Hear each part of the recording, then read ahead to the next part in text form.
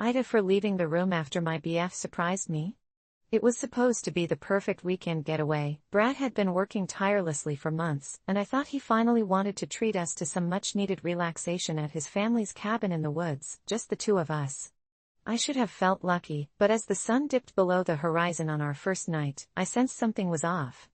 After a lovely dinner, Brad insisted we take a stroll outside to gaze at the stars, a romantic gesture, I thought, but when we reached the clearing, he pulled out a flashlight and shone it onto a crudely carved face on a tree. "Isn't that creepy?" He laughed, but I just felt a chill run down my spine. It looked like a distorted version of a human face, its mouth stretched wide in an unnatural grin.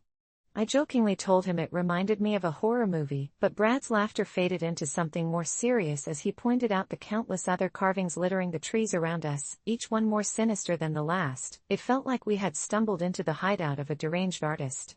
I suggested we head back, my instincts screaming at me that this was not just a scenic getaway but perhaps something else entirely, yet he insisted on taking a closer look, thrill-seeking gleaming in his eyes as he veered deeper into the woods, and I followed reluctantly, the growing darkness around us feeling more oppressive with each step.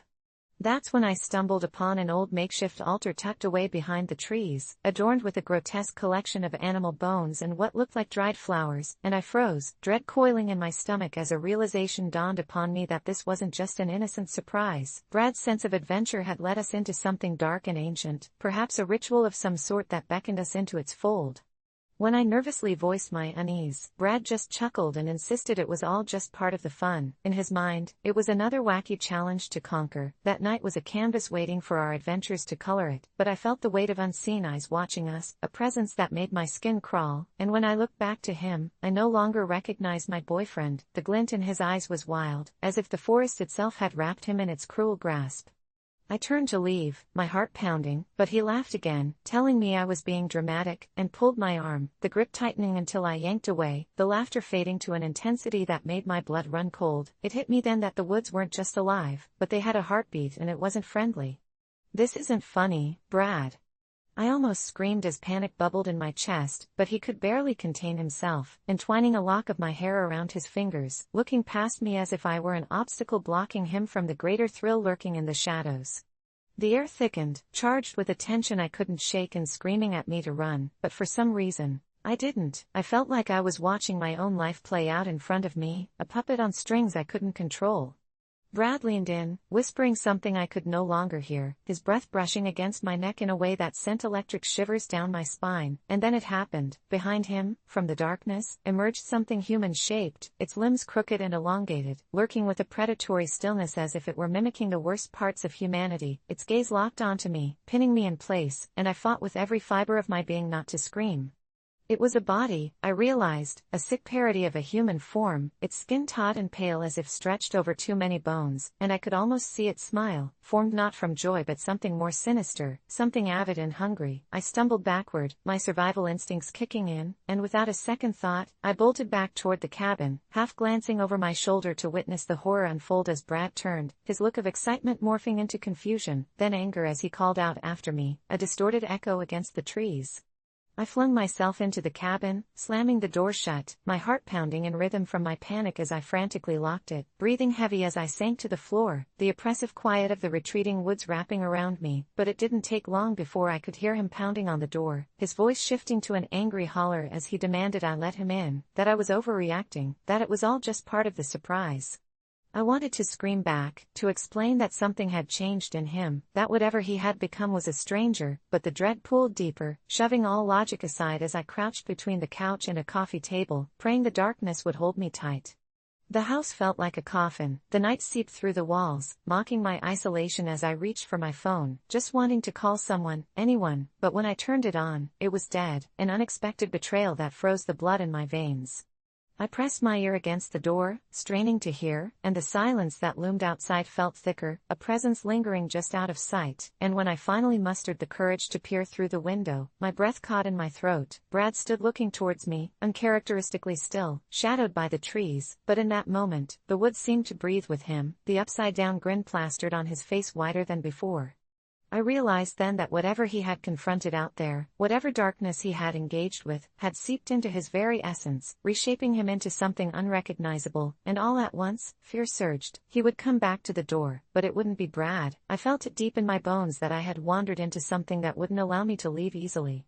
My heart raced as shadows danced behind him, flashes of twisted figures lurking in the moonlight, and time seemed to lose sense as the night wore on, every call and pound on the door drowning in an abyss that threatened to devour me whole, and I knew then that the hardest choice lay before me, to wait in agonizing uncertainty or to escape while I still could, but the truth gnawed at me. The person I fell in love with might already be gone, replaced by a reflection of an ancient ritual's hunger, festering beneath the guise I once trusted.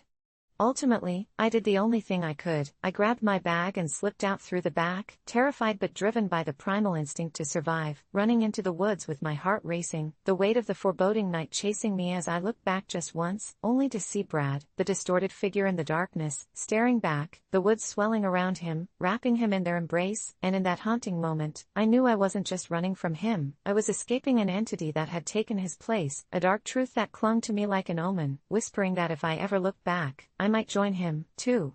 I used to think family dinners were sacred, a time when laughter echoed and memories were created, but that all changed when Uncle Greg, who has an uncanny ability to slip venomous remarks into jovial conversations, decided to comment on my smile. It was supposed to be a routine Sunday evening. My mother had spent the entire day cooking her famous lasagna while my father polished his collection of vintage wine, and the aroma normally brought me a sense of comfort. As we gathered around the oversized table, my mother's excitement was palpable as she presented the meal, her warm smile contrasting sharply with the chill that settled in the air as Uncle Greg leaned in, eyes glinting with mischief, and said, "What happened to your smile, anyway? It looks different." At that moment, a thunderbolt struck within me. My mind raced back to the summer I turned 14, the summer my childhood was ripped from me when I discovered Vine, a predator masquerading as a social media platform where I was the star of ridicule with a series of leaked videos that showcased my awkwardness and strange, crooked grin, dictated by the braces that had turned me into a target for the school bullies. Laughter had morphed into tears, and that distant, carefree girl was just a haunting memory as my smile had become a mask for my pain, a fragile shield behind which I'd concealed years of insecurity and self-loathing. I froze, feeling the eyes of my entire family on me. The youngest cousins were giggling by the dessert plates, my older sister was nervously flicking her gaze between me and my uncle, and my parents were exchanging worried looks, as if they could sense the storm brewing beneath the surface, the air thick with tension waiting to burst. Then, before I knew it, the acidic words were spilling from my mouth like a torrent. "What's wrong with my smile?" The table fell silent, forks paused midair, and for a fraction of a second, time felt suspended. Uncle Greg chuckled, half in jest and half in malice. "What happened to the girl who used to light up the room with that dorky grin?" I could see it then, the flicker of glee in his eyes as if my vulnerability nourished him. In that instant, the jubilant laughter of the evening faded into an oppressive silence, and with every ounce of grief I harbored, I vented, unleashing suppressed anger and frustration that spiraled into a whirlwind of words, attacking not just Greg but the entire facade of family gatherings, laying bare the scars that were traditionally covered with laughter. Do you think I want to be reminded of how different I am? Of the countless nights I spent crying in front of a mirror wishing to fit in? And as I spoke, it was as though a dam broke. My family members shifted uncomfortably in their seats, the shock of the sudden outburst tangling their hearts in conflicting emotions. My mother looked hurt, as though I'd pulled back the curtain on a family secret, while my father, usually the peacemaker, sat, wide-eyed, surprised at the tempest that had erupted from his adoring daughter. Then it happened. My sister, usually the calmest of us all, stepped in, her face pale as she bitterly remarked, "You're not a walking tragedy. Get a grip. This is just a dinner." The words snapped like a rubber band, ricocheting through the room and into every soul present. The atmosphere shifted dramatically. What was once an ambient family gathering had transformed into a battleground where everyone was armed with unspoken feelings. It felt surreal, our laughter replaced by an awkwardness thick enough to slice. I felt lost, standing amidst the wreckage of my own emotions, the insult consuming me, gnawing at my insides. I could see my uncle's pleasure, feeding on the drama he had awakened, and it infuriated me further. Why couldn't they understand that family should be a sanctuary, a place I could shield myself from the world's cruelties? And when I finally saw my father's gaze, a mix of pity and disappointment, I realized I had crossed a line that would never be uncrossed. The dinner plates were forgotten, the clinking of utensils was replaced by my heaving breaths, and the tension became palpable, everyone holding their breath, teetering on the edge of the abyss. Then Mom, her face flushed with a mixture of anger and sorrow, finally spoke, her voice trembling, "You've ruined this dinner, all of you. Greg, you need to learn when to keep your mouth shut, and you." She turned to me, disappointment etched across her features. "You should know better than to let it get to you. We're family." I gaped, the weight of it hitting me like a freight train. I had acted out, sure, but so had Uncle Greg, yet somehow, I was the villain in this narrative. As the discomfort and hostility wrapped around us like a suffocating blanket, I felt detached, an observer in my own life, watching the family I once adored crumble under the strain of unaddressed grievances and unexpressed emotions. I stormed out, tears cascading down my cheeks as the darkened evening air hit me. I didn't hear the poker-faced exchanges or the strained whispers following my exit. I simply wrapped my arms around my knees under the stars, wondering if I had truly ruined the dinner or merely laid bare the fractures that had always lurked beneath the surface, awaiting the perfect moment to shatter our fragile facade. As the night wore on, the moon hung heavy with judgment, and deep down, I felt it, the feeling that perhaps we were all broken, cracking beneath the weight of unspoken words, yet desperate to pretend we were fine. But for one fleeting moment, amidst the chaos and heartbreak, I wished someone would have just acknowledged the depth of my hurt, instead of dismissing me as the antagonist of the family drama and making me wonder if, maybe, it was time to stop pretending those cracks didn't exist. The reality was, we each wore our own masks. Uncle Greg wore his of laughter while my family donned theirs of indifference, and that night, I unveiled mine, the one marred by hurt but precious in its truth, and I realized, maybe, the real tragedy wasn't in my smile but in the silence that had allowed them to linger. Last year, when my wife and I were expecting our daughter, we picked a beautiful name, Lila. It was a name that flowed like a gentle breeze, filled with warmth and kindness. Yet, shortly after her birth, something terrifying happened that turned our lives inside out and left me questioning my own sanity. It was a typical night. Lila had just been put down, and the house was quiet, the kind of quiet that wraps around you and feels almost sacred. That's when I heard it, a soft whispering coming from the nursery. At first, I thought it was just the wind, or perhaps the creaks of an old house settling into the chilling night. But as I listened more closely, I distinctly heard someone call her name, Lila. I froze, my blood turning to ice. I quietly crept to the door and peered through the small crack. There was no one in there, just the crib, the soft mobile spinning lazily above, and Lila, sleeping soundly, blissfully unaware of the sinister shadow that had seeped into our home. Thankfully, she was fine, but I couldn't shake the feeling of unease, like we'd crossed into a realm we weren't supposed to. Over the next few weeks, the haunting whispers continued, and weird things began happening. Once, I swear I saw the outline of a child's handprint on the nursery window, even though I hadn't let anyone near the house. Every time I brought it up to my wife, she shrugged it off as postpartum nerves, urging me to seek help.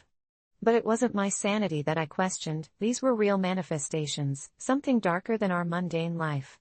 It got even stranger when one night, I awoke to Lila's cries echoing through the house. Rushing into the room, I found her wide-eyed, fixated on the corner of the room, her tiny finger pointed at something invisible. I panicked and scooped her up, trembling as I felt the weight of whatever unseen presence loomed near us. I knew I had to do something. I became obsessed, scouring the internet for anything that could explain this phenomenon. That's when I stumbled upon countless forums, each filled with heart-wrenching stories of children who seemed to have a connection to the ethereal realm, many accompanied by bizarre, folklore-inspired names.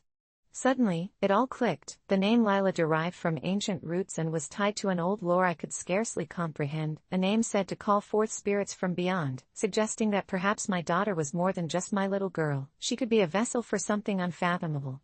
With each ghostly whisper that echoed through the walls, the urgency of change became palpable. I approached my wife with what I'd learned, fearful and desperate. I suggested we consider changing Lila's name, perhaps to something less steeped in mystery and darkness, something that could sever any ties to the unsettling occurrences that now surrounded her. But she was vehemently opposed, her heart set on the name that laced our daughter's identity with beauty. "You can't just change it because you're scared of shadows," she yelled, her voice laced with anger and disbelief. "What kind of parent would do that? You're being irrational." In that moment, a chasm formed between us, split by fear and misunderstanding. Our relationship began to unravel, arguing over what felt like life or death to me became the new normal, my wife seeing me not as a caring father but as a paranoid lunatic. And then the horrors escalated. One evening, as I sat watching a movie with the sound turned low, I became acutely aware of Lila's cries rising like a siren in the night. I moved instinctively, racing to her room and coming to an abrupt stop at the threshold. The room was cast in shadows, but I swear I saw a figure hovering at Lila's crib, its dark form shrouded in an unsettling aura. I bolted forward, the adrenaline sending my heart into a frenzy, but as I grasped Lila in my arms, the figure dissipated, leaving nothing but the haunting feeling of being watched, as if time slowed and reality warped around me. That night, I couldn't sleep. I was convinced that Lila was in danger, and if I didn't act soon, something irreparable would happen. Frustrated and alone, I began calling her by different names in the hopes of masking the darkness lurking just beyond our world: Rose, Lily, even Daisy. My daughter, thank God, seemed content, cooing and gurgling in response, but my wife grew furious, hurling insults when I refused to use her chosen name. "You're making a mockery of our daughter," she screamed at me, tears spilling down her cheeks. "She deserves better than a father who's too scared to face his own demons." Each confrontation felt like nails on a chalkboard, deepening the rift, but I couldn't shake the feeling that I was trying to keep Lila safe. But then it happened. One night, as I lay beside her on the bed, I awoke suddenly, drenched in sweat, a weight bearing down on my chest. I turned to check on her. Lila was gone. The nursery door stood ajar, and dread consumed me. I quickly bolted upright, racing through the dark corridors until I found her. She wasn't in her room. I searched the house, a panic setting in, with every shadow feeling alive.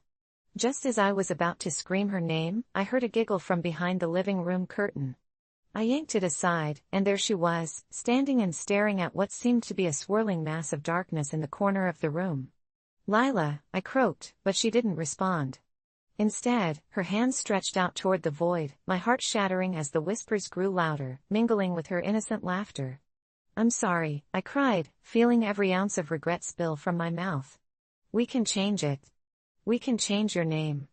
But the moment felt futile, as if I were shouting into a void that would consume me whole. My daughter took a step forward, and as if the very essence of the thing she faced reached out, I saw her eyes turn dark, swallowed up by a vortex I couldn't see but felt deep in my bones. Just before all resonance was lost, I lunged, snatching her up and stumbling back, my heart racing as the air around us crackled with energy. In that split second, I understood, whatever was trying to pull her in wanted her. It wanted her because of her name. Without a second thought, I screamed, "Your name isn't Lila anymore. It's Rose." The air shifted with a chilling breeze, and the darkness in the room suddenly flickered, as if contemplating its grip. I grasped her tighter, expecting every spine-tingling whisper to break me down, but it withdrew, and Lila blinked up at me, eyes wide, as if she hadn't even registered the chaos around her. I took that moment to flee, racing to my wife, who stood paralyzed in the doorway, horror etched upon her face. "We need to change her name, we need to save her," I yelled, my voice frantic, but as I spoke, I saw the realization darken my wife's eyes. I was no longer the doting father, I had become the enemy. "You've gone too far," she screamed, thrusting one hand at me, the other clutching Lila tightly. "I will never forgive you for this." And then it all crashed down. My family and I were caught in an unending battle, one I never wanted. I was left with two choices: protect my daughter from an unseen force hell-bent on claiming her soul, or face a new terror, losing the only family I ever wanted because I dared to act on a fear that was dehumanizing my love. So here I am, battling between love and fear, asking everyone if I'm the asshole for refusing to change my daughter's name. But how do you explain there's something darker lurking just beyond the veil of understanding? Something that whispers when the wind blows, waiting for weakness to snatch away the light. Would you change something innocent to preserve what you love? Is it easier to accept loss than to fight through shadows? I wonder if I might lose them both, my Lila and the warmth of my wife, so I ask you, AITA? Growing up, my life revolved around my older brother, Ethan. He was everything I was not: confident, funny, and entirely carefree in a way I could only dream of being, but that same carelessness always felt like a dark cloud over my life, looming and heavy, especially on that one fateful day.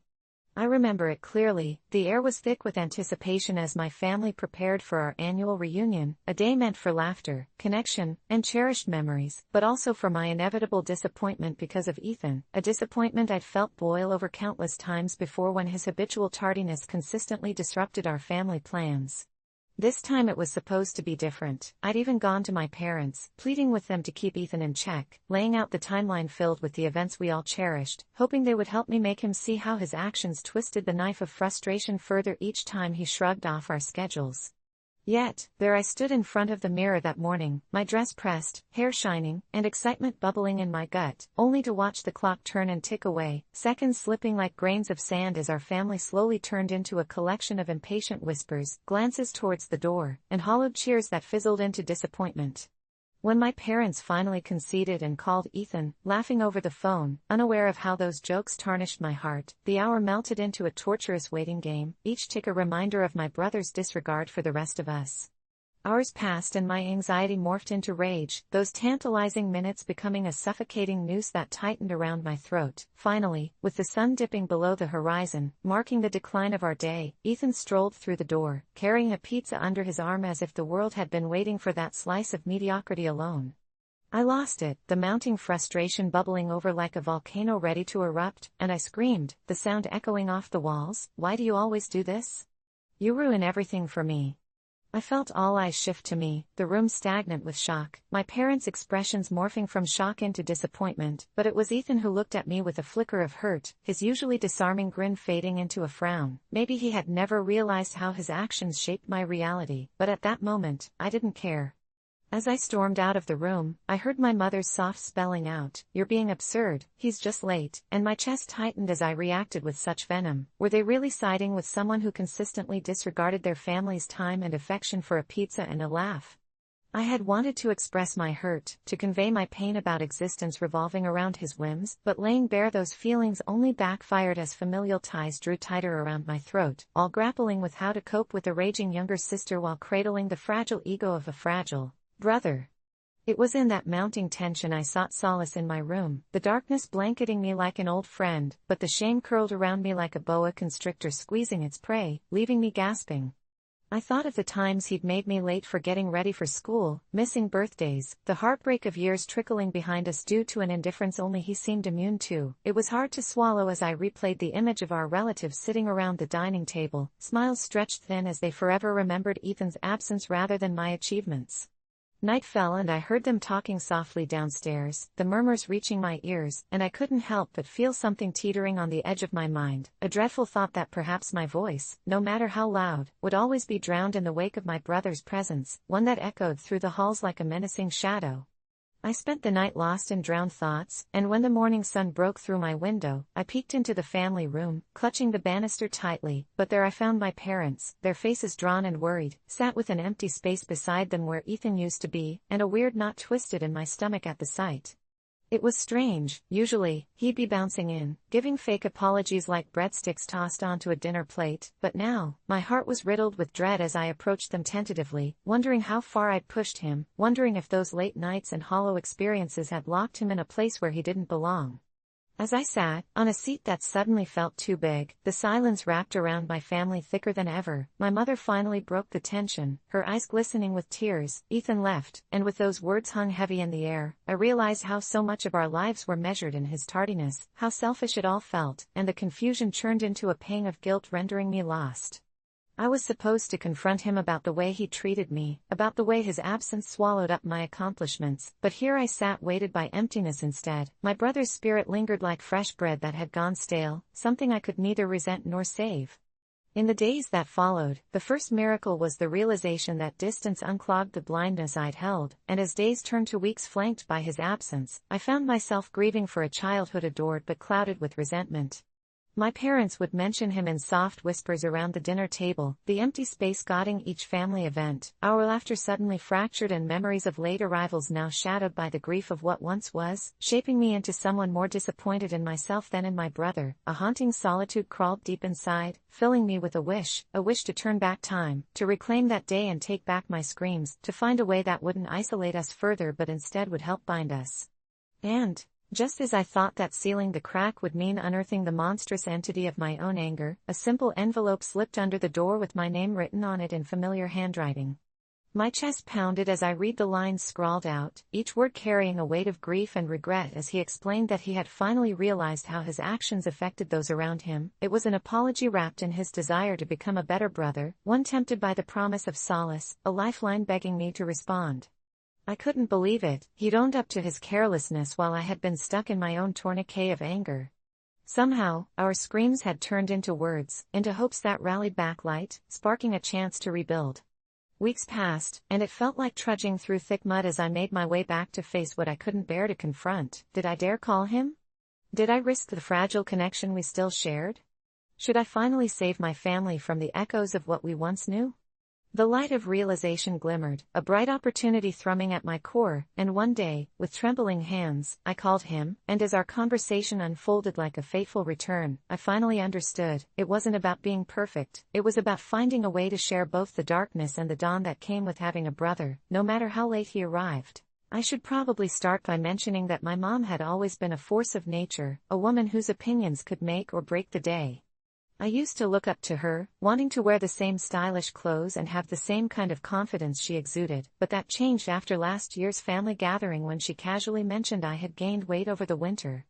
It wasn't said in a cruel way, but rather in her blunt, unyielding tone that left me reeling. At first, I thought about shrugging it off. After all, taste buds can drive the unwary to indulgence, but as weeks passed, I found myself trapping echoes of her words in the corners of my mind. Fast forward a few months later, we were preparing for my sister's wedding, a grand event that would showcase every family member and friend dressed to the nines. When my mom and I went dress shopping, I could feel anticipation buzzing in my veins, but it was bittersweet.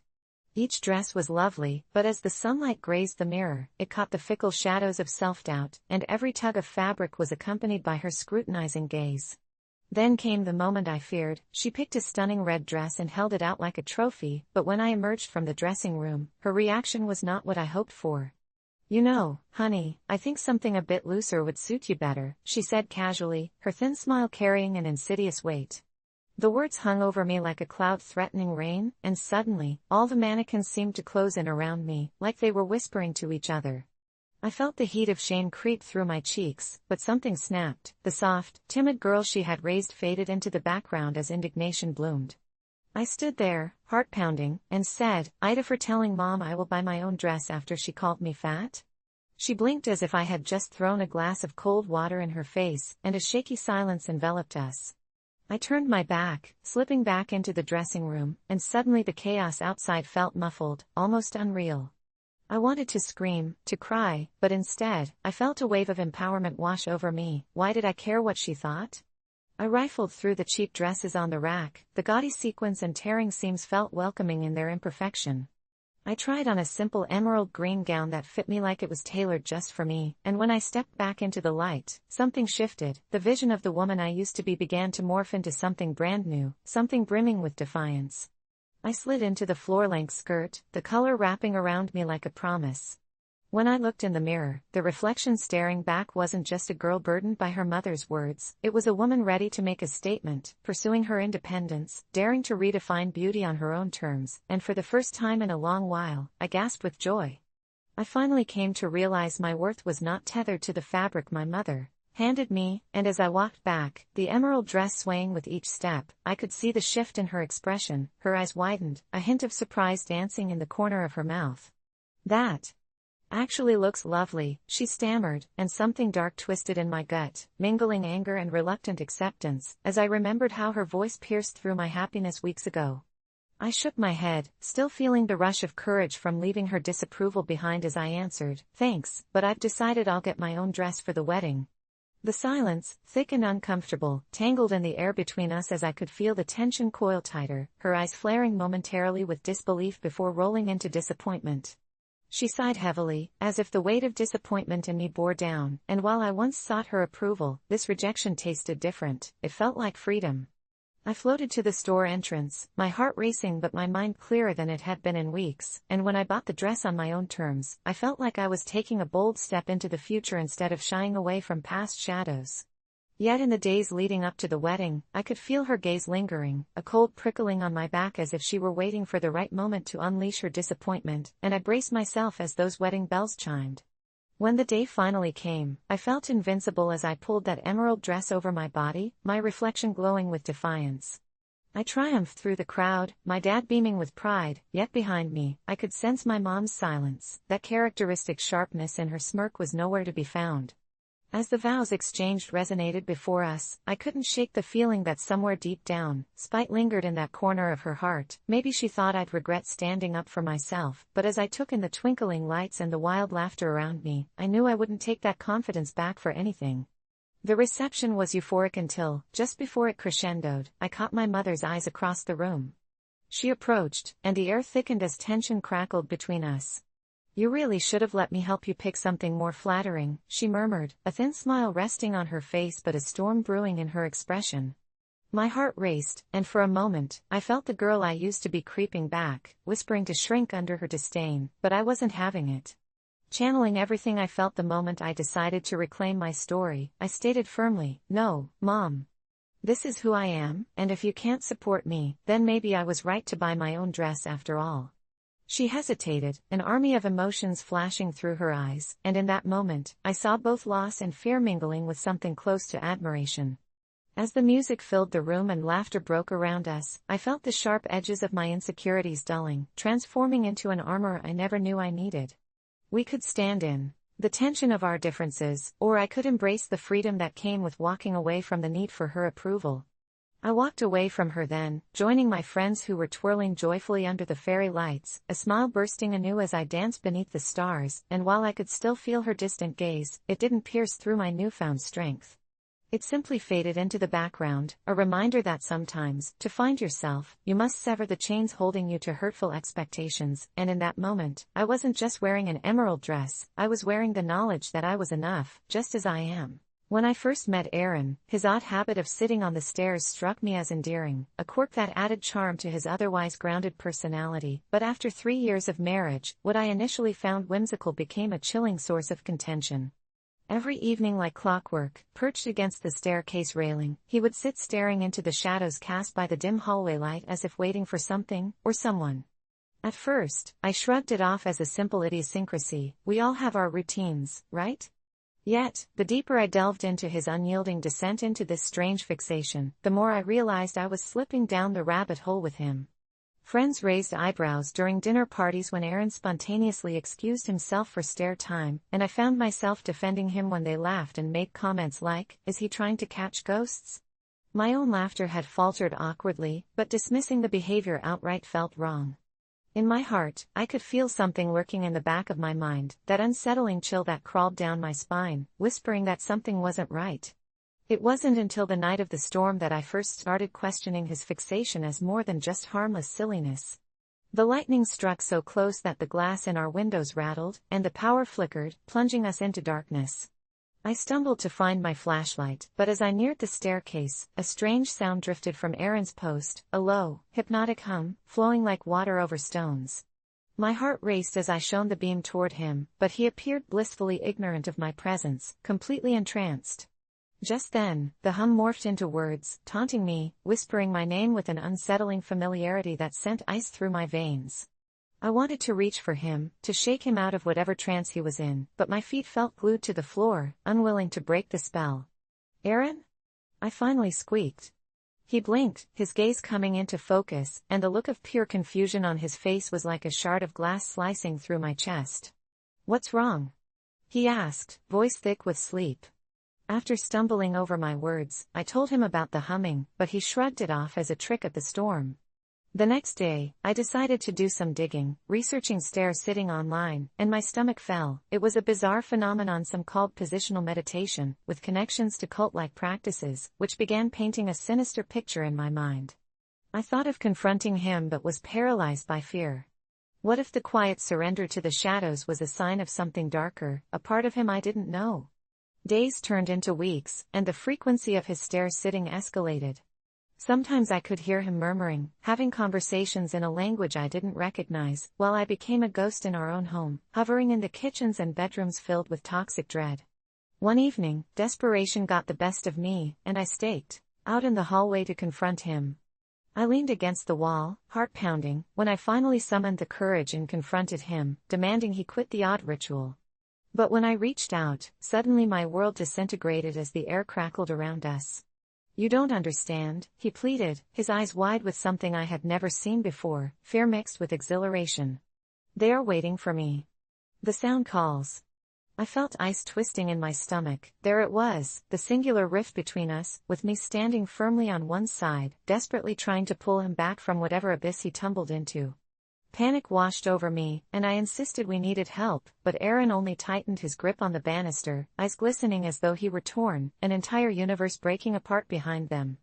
That was when the strange noises began. Every night after he started spiraling, the walls creaked and groaned, shadows flickered just out of view, like they were sneering at our fragile existence. I debated whether I should call someone or wake him, but then I hesitated and drowned in silence. I spent sleepless nights on the couch, terrified to wander near the stairs lest I catch a glimpse of whatever ethereal thing had captivated him. Then one night, just when I thought I could accept our new distorted reality, I awoke to find Aaron standing at the foot of the stairs, staring up into the blackness, taking on an almost ghostly posture, unblinkingly fixated on the top step, where a pale, flickering light began to materialize. My voice croaked as I called out, demanding to know what he could see, but he merely responded, "They're here now, they've come for me." Time shattered. I felt my heart racing and an overwhelming urge to flee. The very shadows that had once draped our home now felt like living entities, swirling and beckoning. In a moment of extreme desperation and instinct, I lunged and grabbed him, pulling him away from the bottom step, terrified of the fate he was so eagerly embracing. The light winked out with a pop, and he turned to me, rage and confusion flaring in his eyes before something in them dimmed, and he finally seemed to break free from whatever enchantment had gripped him. "What did you do?" he murmured, a hint of panic creeping into his voice. I took a step back, horrified yet relieved, realizing I had yanked him back from some tongue-in-cheek path that offered nothing but despair. We spent that night talking. I tried explaining the sounds, the way he'd been acting, the horror clawing through my mind. He listened, nodding slowly, but it felt like trying to stitch a gaping wound closed with nothing but threads of silence. He promised to stop sitting on the stairs, but the truth was, he didn't. He just did it when I wasn't home, and what was even worse? It didn't seem to bother him, a secret pathway he had invisibly carved for himself. The creaking of the stairs became my worst nightmare, a haunting reminder that something darker was tangled in the very fabric of our lives, gnawing at the edges of our reality. A few weeks later, I received a message from a friend who had seen a post on a local forum.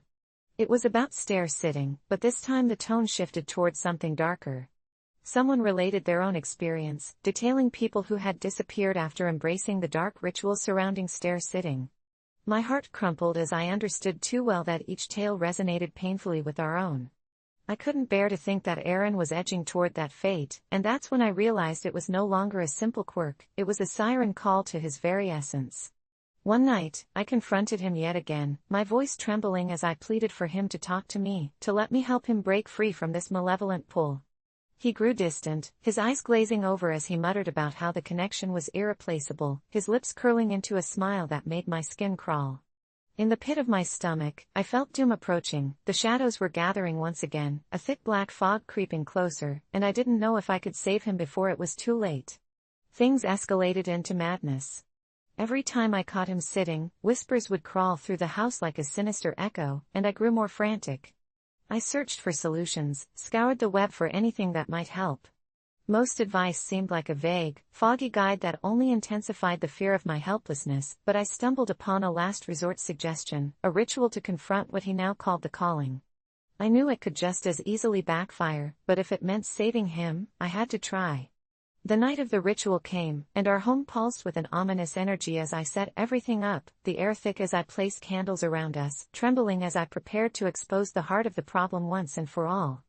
I asked him to sit on the stairs, to summon whatever dark force had wrapped itself around him, and for a moment, it appeared as if he was being pulled back into that strange trance as I followed behind, holding tightly to the love I had for him like a shield. When he closed his eyes and the shadows swirled, I could hear the faint sound of whispering, drawing us both in, and my mind was racing as I fought against the tangible hold they had on him. I felt like I was losing him all over again, but I pushed through. I cried out, begging for him to focus on me. Don't you see? They want you, but you're more than this. The energy shifted, rippling through the air, and I prayed for clarity, for him to break free from whatever malevolent grip was pulling him. For an agonizing moment, it looked as if he might not return, that the shadows would swallow him whole, but in a rush of courage, I wrapped my arms around his waist. It was a surge of feral determination that pulled him back to me, and he jolted awake, gasping as the dark whispers faded into silence. We fell back onto the floor, panting heavily. I won't let you go, I cried, holding him tightly, as though I could sew his very essence back together. I thought we would be safe now, that the dark merely needed to be confronted, but a sudden realization crashed over me like thunder. Aaron's grin had shifted from a mere twisted amusement to something far more sinister. He whispered into my ear, "They're still here." The air turned cold, and even as I felt hope bloom in my chest, the shadows flickered back to life, thickening around us, absorbing my disbelief as they reached for my husband, my love, threatening to unravel every shred of light I still harbored. Now as I sit here, heart racing and hands trembling, I can't help but wonder if in my desperate attempts to save him, in defending against that haunting ritual, I've only placed myself within reach of the darkness too. AITA for defending my husband's stair-sitting habits? I think I already know the answer, and I'm terrified of what it may mean for the both of us. I've always loved Thanksgiving, the extended family gatherings, the laughter, the food, and even the familiar bickering. This year, though, was different. My cousin Eric's girlfriend, Amanda, was 3 months pregnant and had decided to join us, which everyone was excited about, except for me.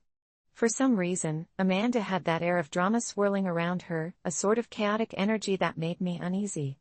The moment she stepped into my house, I felt a chill skitter down my spine. I didn't know if it was the winter wind or something about her gaze that seemed to promise trouble. Everyone else cooed over her, patted her belly, shared stories of their own parenting experiences, but I kept my distance. That night, as we all settled in for the Thanksgiving feast, my mom revealed there weren't enough beds in the house, so Amanda would have to sleep on the couch. This sparked an argument. Eric went all protective mode, insisting she could take his room, but my parents put their foot down, explaining that the couch was more than enough for one night.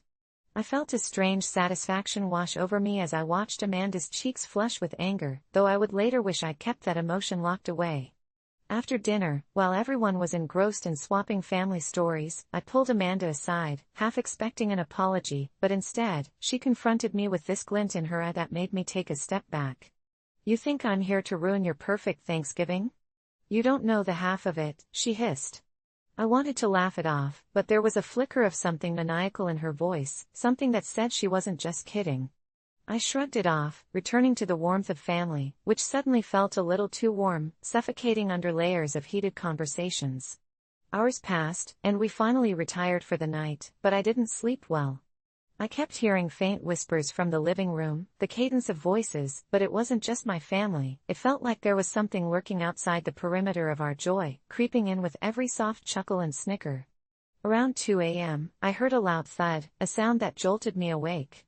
I leapt from my bed and rushed into the living room, my heart pounding, ready to confront whatever had woken me. The couch was empty, Amanda was gone. Feeling a sense of dread stewing in my stomach, I called for her, and the sound echoed through the dark house, but there was no answering call. Panic set in as I sprinted to the front door. It was ajar, the cold night air swirling in threateningly, and I stepped outside, scanning the shadows, my breath coming in quick, icy puffs. That's when I spotted her, huddled against the porch railing, whispering frantically into her phone. As I got closer, I could hear the sharpness in her voice, the words turning into erratic sentences. "No, it's a mistake. They don't know yet, just keep it hidden. I'll figure it out. Just give me more time." My skin prickled, a chill gripped me as dread wrapped tightly around my throat. Before I could speak, she turned, and the look in her eyes, one of sheer panic, became engraved in my mind. "You shouldn't be out here," she said sharply, her demeanor shifting, an unsettling mask slipping into place. I stepped back, feeling quite small, while her expression turned to something darker. As I tried to recover the right words, there was a sudden rustle from behind me. I whipped around to see a figure emerge from the shadows, silhouette lurking just beyond the porch light. It looked like a man, tall and cloaked in darkness, but I couldn't make out his features. Amanda froze, then dropped her phone, eyes wide, and in that instant, I knew there was something utterly wrong.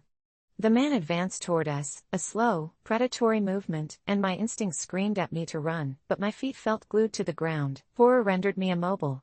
"You should have listened," the man growled, and with that, Amanda turned and bolted, the sound of her footsteps like thunder across the wooden porch. The man followed, and I finally snapped out of my stupor, rushing back inside and locking the door behind me, my breath ragged as I tried to gather my thoughts. I could hear Eric shouting her name from the other room, frantic and terrified as we all scrambled into the dark, hushed living room, the turkey and stuffing forgotten. We fanned out, searching for her, but it felt like an eternity until I spotted her through the frosted window, the shape of her bracing against the cold while Eric bellowed out pleas for her to come back. The man was gone, vanished into the ether like a specter of our worst fears. It was then I noticed the small puddle at my feet. I crouched down, the blood rushing to my ears, and I felt something cold grip my heart when I realized it was Amanda's phone, cracked and broken, the screen still lit. I picked it up and saw the last message on the screen: "Everything is in place. Just make it through the night." My blood ran cold as I looked at Eric, his face pale, worry-etching lines in his forehead, all of us frozen at that moment, tethered to a mystery that suddenly felt too close to home. Thanksgiving stretched into a nightmarish spiral of frantic calls and desperate searching, turning from family connections to sheer terror as Eric's pleas devolved into frenzied screaming the moment he learned Amanda was gone. We all felt it, a stranglehold of unease cloaked around our hearts. The police arrived, and everything blurred into chaos. They asked questions, but the answers were lost in disbelief, and in the flurry of sirens and blue lights, I felt a growing chasm of guilt filling my chest. It was my insistence on making Amanda sleep on the couch that had set this night into motion. Eric clung to the slice of hope that turned into despair as the hours crept on, tainted by the realization that we were merely pieces on a board of a game we never signed up for. In the end, they labeled it an abduction, a cold case that wouldn't let rest. That Thanksgiving, once filled with so much joy, morphed into a haunting echo in my mind, a chilling reminder that sometimes, the shadows of our decisions extend far beyond the light we perceive. I haven't been able to shake off the guilt, especially since the day Amanda disappeared was the day that I realized my family would never be the same. Now, every Thanksgiving brings back that crushing reality, a stain on our memories, and I can't help but wonder if she's still out there somewhere waiting, or if she's merely a ghost in the hollow echoes of family gatherings, sleeping on a couch that will forever remain vacant, a haunting reminder that some choices lead us to darkness, where the light can no longer reach. I never thought I'd find myself in a situation like this, the kind that felt ripped straight from the pages of a dystopian novel, marred with shades of gray and uncertainty, and the darkness that lurked just out of sight. My daughter, Hannah, has always danced on the edges of life, a brilliant but misunderstood 15-year-old laboring under the weight of what I thought was autism, her unique quirks, the way she'd chatter about dinosaurs to anyone who would listen, her anxiety sudden like whispers in the wind. My heart broke for her in the cruel world of teenagers, and I encouraged her to embrace her differences, to find beauty in her peculiarities. So, when I overheard her mention her autism to her friends in what I thought was a proudly defensive way, a cute little quirk she believed made her special, my gut clenched with an unsettling tightness. Inviting them over for a study session seemed harmless enough, but when I saw the way they wrapped around her, smothering her with assurances, it drove something chaotic and protective in me to burst out. I never meant for it to escalate, but suddenly I was standing in front of them, my voice defeating the friendly laughter and chatter, declaring that she wasn't autistic. The room thickened with discomfort, and I could see Hannah's face twist into the kind of hurt that sends an icy hand straight through a parent's heart, her friends looking between us like toddlers caught in a watered-down horror movie.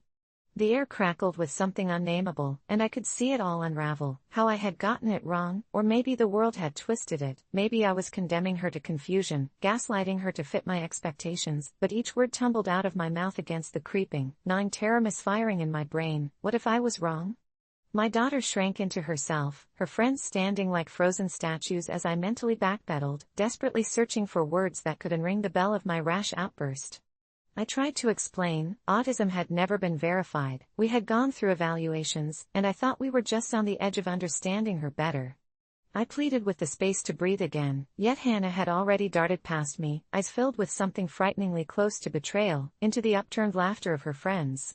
I could hear the mumbles beneath the laughter, she can't even own her truth, maybe she is just weird, and the guilt sank in deeper than any regret I'd ever felt. Was I trying to protect her from the label, or was I just afraid of what that label might mean for me? As I stood there with my words hanging like a noose, I could feel the dread creep in like a fog, thickening with every second as I recalled darker days, missing the boundary of her laughter where I thought she was comfortable with her identity. I tried to grasp for a semblance of control over the chaos spinning into reality. Panic bubbled in my throat. I wanted to run after her, hold her, explain that I'd love her no matter what, but my phone buzzing in my pocket reminded me there are always consequences to every action. The school counselor calling, each ring a reminder piercing through me. If only I had the words that day, maybe she wouldn't have bolted outside, and maybe the shadows I feared wouldn't have been stirred up at all. The call didn't land fortuitously, it landed like a slap, announcing a meeting that I was supposed to attend to address the teacher's concerns about the transition Hannah was undergoing, entering high school, and the interactions it birthed. I paced the dim hall of our home, anxiety wrapping around my thoughts like a chokehold. I knew what they were going to say: potential loss of funding for her IEP, the looming sense of suspicion that somehow I was mishandling this brilliant, fragile creature. Hours passed, and dread infused my silence, until finally, I heard her voice wavering outside, moments before her friends were to leave, their chatter growing distant, and then silence settled like a stone. I couldn't bear the thought of facing her unprepared, my mind a storm, the aftermath of my reckless act sitting between us. I walked tentatively to her room, where the door lay ajar, shadows dancing eerily under the flickering light of her desk lamp. She was sitting against her wall, tablet in hand, lost in the glare of the screen, a world far removed from me. "You don't understand anything," she shouted when the door creaked open, resentment wrapped around her words so tightly I felt it brush against my skin. You just want to fit me in a box." I tried to engage her, to tell her what I felt in the pit of my heart, that I was trying to protect her, to shield her from a world that could be unnervingly cruel. But words only poured out, like tongues of fire, igniting our conversation into a full-blown war of truths, half-truths, and fear, all wrapped around the question that haunted us: AITA for trying to define her existence based on something I had convinced myself to believe was in her best interest? As I listened to her cry, feeling that empty sentiment seeping into every crack of my resolve, I realized it wasn't merely the labels but the isolation we both hungered to escape. We were spiraling into a chasm, too deep for either of us to grab hold of the edge. Time blurred until it felt distorted, like watching a movie play out on a wall with others looking in, and in those frantic minutes, I lost sight of how to untangle the lie I'd created over fear, how to repair a fracture that threatened to turn my sweet daughter into someone unrecognizable. Our truths collided violently, and despair coiled tight around my chest until clarity hit harder than any revelation I had ever known. The only way out of this was through her, through listening and understanding, no matter how terrifying that felt, no matter the shockwaves that would ripple through my own perception of her identity. So I knelt on the floor beside her, fingers trembling like my resolve, and whispered, "I'm so sorry, Hannah. I want to understand you. I want you to know you're perfect just the way you are, no labels, just you. Please help me." But even as I said those words, I could feel shadows swirling in the corners of my mind. What if the thing I feared most had already begun to deposit itself into the very fabric of our lives? What if this small fracture between us was just the start of something darker to come? As peripheries blurred and fear turned to ice, loneliness stretched unrelentingly, and I held my breath, hoping that this time, it would heal rather than destroy us. AITA for not inviting my nephew on vacation? It started as a simple family trip to a cabin in the woods, a chance for my kids to unwind before school started again, but everything changed when my sister's son, Jamie, was mentioned. I hadn't seen him in a while. His mother, Sarah, had become reclusive since her divorce, her walls tightening around her like a fortress. The last time we were together, Jamie was a sweet, albeit awkward, 12-year-old. You'd think his 16th birthday would have matured him, but he felt different somehow, more distant and brooding. Sarah texted me a week before we left, pleading me to take him. "He needs family," she wrote, her words laced with desperation. I hesitated. Jamie had started to linger around the edges of social media, posting pictures that hinted at a fascination with dark themes, and I've always been the protective type, especially when it concerns my kids. Just days before the trip, I finally responded, "He can stay with you, we're looking for a low-key vacation." I thought that would be the end of it. But on the day we left, I caught my sister's expression when she saw my kids loaded into the car, a mix of hope and dread that twisted something inside me. They waved goodbye, and Jamie's eyes, oh God, those eyes, held such a haunting intensity, a storm of emotions boiling just beneath the surface. I could barely sleep in the cabin, the walls creaked unnervingly at night, and I kept hearing whispers, low and slithering like a snake through the air, but I tried to shake it off, just the house settling, I told myself. On the second evening, while the kids roasted marshmallows outside, I found an old scrapbook tucked beneath one of the beds in our room. The pages were yellowed and curling, filled with grainy photographs of children. I flipped through and my stomach dropped at the sight. Jamie was in some of them, looking eerily out of place, and the other kids, they looked off, like something dark was seeping from their smiles, their eyes too hollow. My headache worsened, shadows seemed to twist into figures in the periphery, and I could have sworn I heard breathing whenever I turned my back. I couldn't shake the feeling that Sarah had known something before she packed Jamie off. That night, my children were restless, they tossed and turned, sleep eluding them, and at one point, my youngest, Lily, woke me up, wide-eyed and terrified, whispering of a man in the woods who stared at her from behind the trees. I brushed it off, thinking it was just an imagination lit by the flickering firelight, but I couldn't help but feel an ominous presence lurking beyond our campfire. The following day, I decided to take a hike with the kids to dispel the uneasy feeling hanging over us. As we wandered deeper into the woods, I noticed a tree carved with strange symbols, things that twisted my stomach and made my heart race, symbols that hinted at something ritualistic, dark. Lily, transfixed, wanted to touch the bark, but I pulled her away just in time, the feeling of dread coiling tighter around my mind. That evening, the message came through. Sarah was frantic, texting me nonstop, telling me Jamie had gone missing. My heart dropped, panic crashing over me. I quickly attempted to reassure her. Of course we hadn't invited him to the trip, but I couldn't shake the feeling that I was more involved in the panic than I realized. Something whispered that we were wrong to leave him behind. The next few days blurred, another night passed, and I heard scratching at the walls, voices calling to me and childlike laughter, and when I stepped outside, I was hit by an unbearable chill. The woods felt alive, breathing, twisting in ways nature shouldn't, a cacophony of whispers beckoning me, saying come play with us. On the fourth day, the atmosphere shifted entirely. My kids began acting differently, more aggressive, thick-lipped smiles stretching beyond the realm of normalcy, their eyes bearing an unnatural light that chilled my spine. "Where's Jamie?" they asked over and over, speaking of him as if he had always been with them. I felt sweat pooling at the base of my neck. I tried to wrangle them away from the shadows that seemed to creep closer with each passing hour, and finally, I gathered the courage to venture deeper into the forest alone, driven by an instinct to find Jamie. As I stepped through the trees, whispers became a chorus, begging me to stay, luring me deeper until I stumbled upon a clearing. There, in the center, was a figure dressed in dark clothes, a silhouette of Jamie, but he looked older, almost feral, eyes shrouded in shadow, the edge of his smile vivid against hollow cheeks. My breath hitched as he turned, revealing teeth sharp as knives and an unnatural grin far too wide for his face. "I've been waiting for you," he hissed, his voice crawling beneath my skin, splintering the quiet like thunder.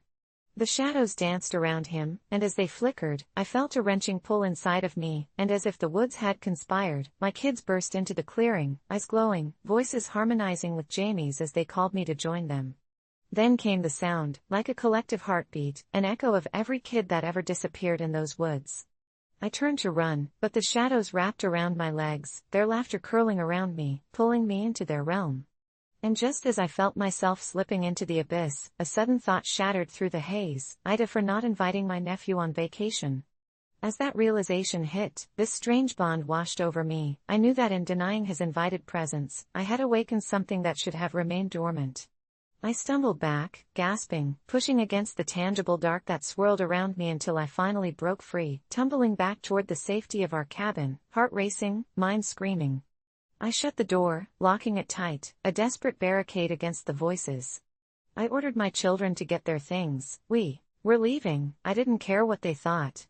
I glanced back at the woods, Jamie standing at the edge, a devilish allure flickering in his darkened figure, and as we drove away, I couldn't help but feel his gaze burning into my back, burning with the knowledge that every year my sister kept him from us, every vacation we had without him, every time we let the shadows whisper, I was sealing not just my fate, but his legacy, a legacy rising from the depths of the forest where children disappear without a trace, where families fall captive, and in that darkness, a voice would always echo, a question reverberating in the silence. parents, AITA for not inviting my nephew on vacation, AITA for refusing to go to my meals for dinner anymore.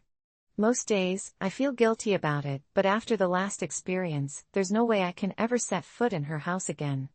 It started innocently enough. My husband and I had been married for a few years, and his mother insisted on hosting a weekly Sunday dinner. I used to enjoy those meals, filled with laughter and stories, but after the first incident, enjoyment shifted to dread. The first time it happened, we arrived to find the table lavishly set, but a deep chill permeated the air, something off, like stepping into a mausoleum. I brushed it off, chalked it up to an odd draft or maybe too many candles, but I swear it felt like we were being watched.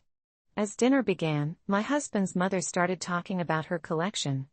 Instead of dishes or porcelain cats, she was referring to disturbing shadows moving in the corners of her home, whispers that crept through the walls.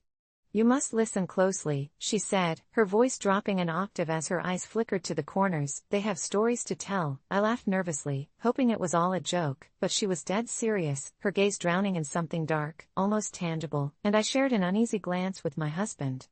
I could see the flicker of worry in his eyes. Dinner continued, each course more unsettling than the last, her smile curving like a crescent moon, and I found myself staring at the chicken, the skin too pale, almost sickly. The way it glistened under the light turned my stomach.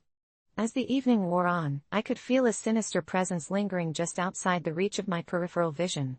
After the meal, she insisted we look at her newest acquisition, leading us to a small, dusty room at the back of the house. Inside was a large mirror, its surface warped, the kind you see in horror movies. The reflections never quite match reality. My heart raced as she began to explain. She claimed the mirror reflected not just our images, but souls, capturing the essence of those within its grasp. My husband awkwardly laughed it off, but my skin prickled with unease. Then came the fateful moment. She said we should gather together before the mirror for a family picture, claiming it can bond us forever. My husband jokingly pushed his shoulders back, confidence evidently faltering as I hesitated, the air thickening, a weight pressing down on my chest as I moved closer. As the camera clicked, I felt something shift behind me. I turned and caught a flicker of movement, something dark and serpentine writhing against the wall. I gasped, but when I looked again, it was gone, dissolved into the shadows where the light didn't quite reach. I thought maybe I was just imagining it, but I could sense something watching. We hurried out after that, but not without an overwhelming guilt for my sudden sense of dread. When we visited the following week, I could feel the strange tension ballooning. The air at the dinner table felt tight, like a noose, everything a stifling echo of the past. My mother-in-law, ever so perceptive, picked up on my discomfort. "Do you see them?" she whispered during dessert, her eyes glinting with a strange fervor. For a moment, panic clawed at my throat. I didn't want to admit to any unseen horrors. "See? What?" I responded with a trembling voice, and she only smiled wider, revealing far too many teeth. That night, I couldn't shake an icy grip wrapping around my spine. I had horrific nightmares of dark figures closing in, whispering my name, clawing at the edges of my sanity. It felt so real, and when I woke up, heart racing, drenched in sweat, I resolved to tell my husband I couldn't go back. He took it poorly, surprised by my sudden shift, but I urged him to listen. I knew something was very wrong, but he just laughed it off, chalking it up to an overstimulating imagination. The following week, I decided to confront her. "I don't want to come to dinner anymore," I stated flatly. Her face contorted, suddenly aging before my eyes, her smile stretching unnaturally wide. "But the others? The family needs you," she hissed, and at that moment, her eyes darkened until they were like two voids, and I remembered every ghostly whisper she had let linger in the air. I racked my brain to think of an excuse, any reason to get out of it, but the second I did, she gripped my wrist with a surprising ferocity, and I felt a jolt of sickness clawing my insides. "You're one of us now, you belong to the collection." Her voice was low, rumbling from deep within her. Panic surged through me, and I yanked my hand free. I told my husband I couldn't do this any longer, that I couldn't bear to be part of an acquisition or collection, that I needed peace away from those dreadful dinners. It was easier said than done. Eventually, he accepted my request, albeit begrudgingly. But every now and then, he would ask me why I was being unreasonable, why I couldn't just come back for one dinner. My resolve was tested again when weeks passed, and I started to sense a strange displacement at home, an emptiness settling over our lives. My husband habitually mentioned how much his mother missed me, and with time, I could see shadows again, thicker than before, creeping along the walls at night, creeping into my dreams. My sleep was invaded by visions of dark reflections whispering my name, twisting and warping into shapes I couldn't comprehend. I began hearing muffled words drifting through the air, begging me to return, to join them, but I fought against it, focusing on the love that had once surrounded us. That's when I found the pictures. I was looking through an old family album when I stumbled upon our last photo taken before the mirror. My heart dropped as I studied the photograph. My husband was smiling, but behind him, I could see it, an inky shadow, clawing and stretching out of the periphery, its eyes glinting with malicious intent.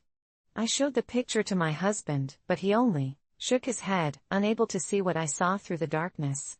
Despair clawed at me. How could I return to that dinner table and face those malicious whispers again? That night, I laid awake, trying to rationalize it all when I heard it. Whispering, insistent, calling for me. They were back, the dark figures pressing in closer until I couldn't breathe. In my desperation to escape, I ran to our bedroom mirror, and there, in the reflection, was my mother-in-law, her face twisted and that ghastly smile, a prism of shadows coiling around her as she spoke. "You belong to the collection, sweet girl," she hissed, and with every sip of breath, the shadows deepened, encroaching not just in the mirror reflection but swallowing me into a maelstrom of darkness. I cried out, tore myself away from the mirror, icy fingers chasing me, chasing the hollow pit in my stomach. I made the worst decision ever. I called my husband to come see it. He needed to understand. But when he hurried to my side, she was gone, the mirror only reflecting my panic-stricken face. The whispers intensified, and I gasped as the reflections began to shape into the forms of those I didn't recognize, past family dinners replaying shadows of forgotten loves, lost souls trapped in that grim essence. As I bolted out of the mirror's gaze, dread enveloped me, and a horrifying truth surged as I grasped the reality. That mirror was a trap, an ancient device luring me into her collection, binding me with the dark remnants of her family that would never let me go. I knew, without a single doubt, returning meant becoming part of that burgeoning collection forever, and that's when I finally understood AITA for refusing to go to my mills for dinner anymore.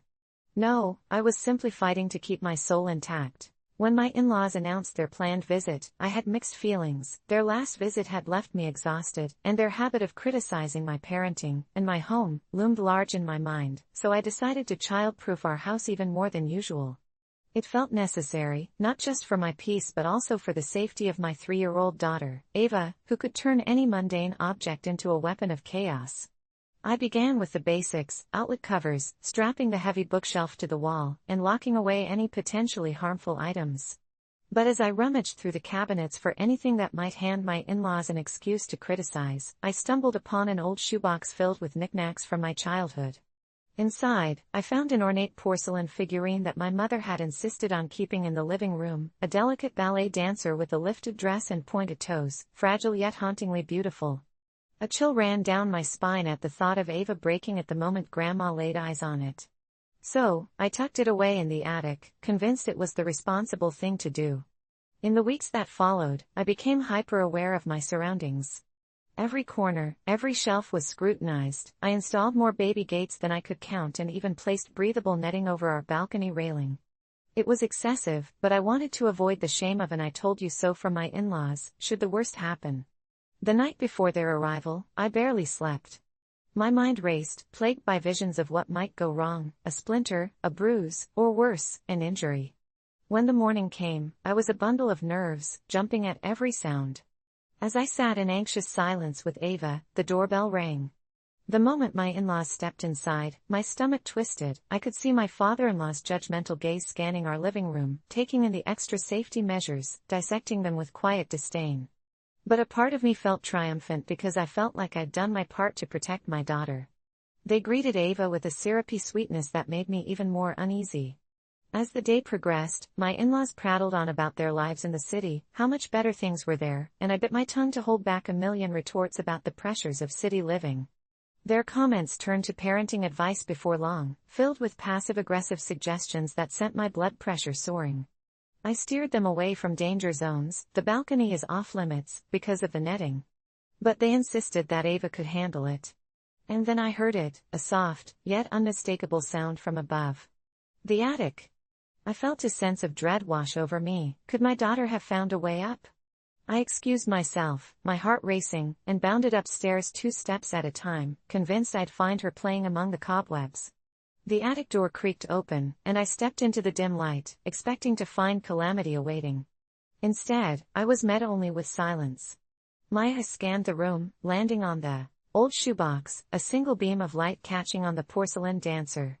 But when I approached, my hand brushed against a pile of items hidden beneath a dust-covered blanket, and I froze. It was personal stuff, my old toys, and also something that wasn't mine, a rusted knife, half buried beside an old doll.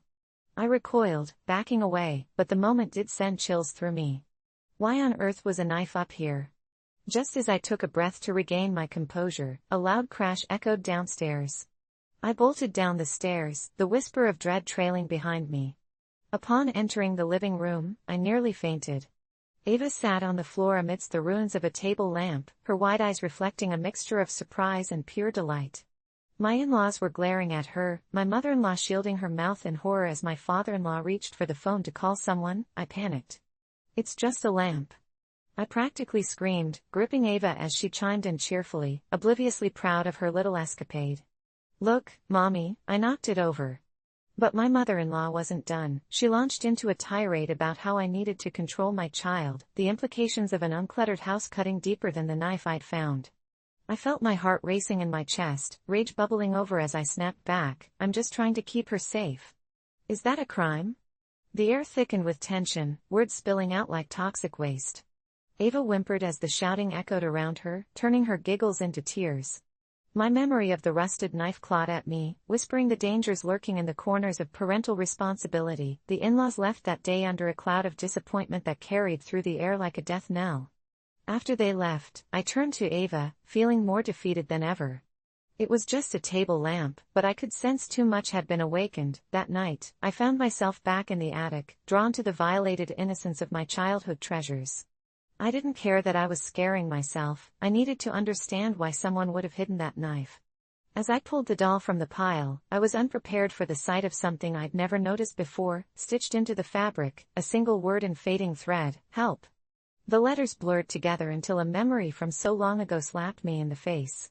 It was my mother's warning, a phrase I hadn't thought about since childhood, a nondescript caution about strangers, but I had dismissed it then, just as I had dismissed the weird unease my in-laws always stirred within me. Parental instincts, they say, are born through fear, but I realized my fear ran deeper this time. The knife, the warnings, the porcelain dancer, it all fit into a secret puzzle of silence that I thought had been long forgotten. Suddenly, the mundane act of child-proofing my house felt like a wake-up call to a monstrous reality.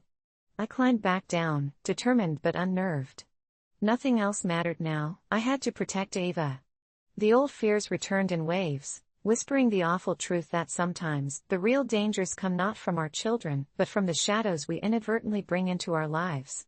And as I stood guard at Ava's bedroom door that night, listening to her soft breathing, I felt the eerie sensation of being watched, as if the shadows were deliberating, waiting for an opportunity to rise. The next time my in-laws planned a visit, I'd have to make a choice: would I child-proof against the world, or would I prepare for the secrets that hid behind the look of disappointment on their faces? Every year during summer break, my family and I head to our favorite lakeside cabin, a place marked by its tranquility and untouched beauty. It's always been a retreat from the chaos of life, but this last trip took a turn that still keeps me up at night. We arrived late on a Friday, just as a thunderstorm began to roll in, dark clouds brewing ominously over the mountains. My parents settled, and while I grabbed my backpack and headed to the rickety old pier, hoping to catch a moment of calm before the storm hit. As I stood staring out at the choppy water, I felt a presence beside me. I turned to see a girl, maybe a year or two younger than me, her auburn hair drenched by the rain, and her eyes wide as if she had somehow slipped into a different reality. Without a word, she motioned for me to follow her down the pier. Intrigued but slightly uneasy, I obeyed, as if bound by some invisible thread. She walked with a purpose until we reached the end, where the distance from land felt surreal, as if we were standing on the edge of the world. "You shouldn't be here," she whispered, her voice trembling. Just then, the sky split with a blinding flash of lightning, and I jumped, splashing into the murky water below. The last thing I remember was the girl's scream as I felt the cold envelop me, sinking deeper until everything went black. When I came to, I was gasping for air, my chest heaving as I clawed my way back to the surface. I looked around frantically for the girl, but there was no sign of her. It was as if she had vanished into thin air. I pulled myself onto the pier, soaked and terrified, but a part of me felt something I can only describe as wrong, a whispering dread that knotted in my stomach. I noticed the weather had gone eerily calm, the storm clouds dissipating as the sun peeked through the trees. Shivering, I hurried back to the cabin, brushing off my encounter as a strange dream. The next morning, the sun shone bright, but I couldn't shake the feeling of being watched as we went hiking along the scenic trails. It was there I overheard my parents casually talking about a little girl who had gone missing 2 summers ago, last seen near the lake. They said she had drowned, and with a chill, I wondered if this was the girl I had met. Later that evening, while my family played games inside, curiosity gnawed at me, and I slipped back down to the lake. The bright moon hung low in the sky, casting shimmering silvery light on the water, and I couldn't shake the feeling I was meant to be there. I called out, hoping to hear that girl's voice again, but only silence answered. Suddenly, I heard splashing, and then whispering. The whispers turned into chants as other shadows emerged from the woods. Their faces were obscured, and it felt like they were both there and not there. They pointed at me, demanding I join them in their fray, but I was rooted in place, paralyzed by fear. That girl appeared again, her face twisted in anguish, as if pleading for help, and I felt an uncontrollable impulse to step forward. But as I did, an unseen force pulled me back, and I resisted. That's when I heard it, a voice from the shadows, sickly and sweet, taunting, "You could save her, but it will cost you your joy." I couldn't understand, my heart racing as I felt the shadows drawing closer. Panic surged, and for reasons I still can't fully explain, I turned and ran, bolting back towards the safety of the cabin, my mind flooded with the realization that I could never return to the lake. The following day, my family checked out a bit earlier, perhaps sensing my distress. I kept having nightmares about that girl, about the shadows lingering by the lake. Days turned into weeks, and I convinced myself it was all just a figment of my imagination, a trick of the summer blues. But then came the phone call. It was a local news report about the lake. A girl had gone missing once again. She fit the same description as the girl from my summer. My heart dropped, and guilt washed over me, the kind that feels like a lead weight dragging you down. Could I have saved her? The thought gnawed at me, but deep down, the whispers in my head urged me to let it go, telling me I was being ridiculous. Still, I couldn't shake that eerie connection, feeling as if I had witnessed something I shouldn't have. My dreams grew darker, filled with shadows and whispers, and I wouldn't let myself swim anywhere near that lake again. As summer bled into fall, I tried to put it all behind me, but one night, while scrolling through social media, I came across a post that made my blood run cold, a photograph of that girl, smiling brightly, captioned, "Missing, please help us find her." Only this time, the comments were filled with those same shadowy figures from my dreams, claiming they could help, that they knew where she was. I barely slept that night, haunted by the thought that I had left her behind.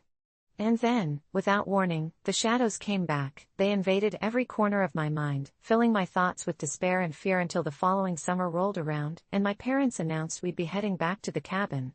My heart raced at the thought, and despite feeling unwell, I couldn't let my parents know. I had to face whatever darkness awaited me. When we arrived, everything seemed normal, no signs of the girl, just peace and quiet, the lake shimmering under a golden sunset. I convinced myself I was imagining it all until that very first night.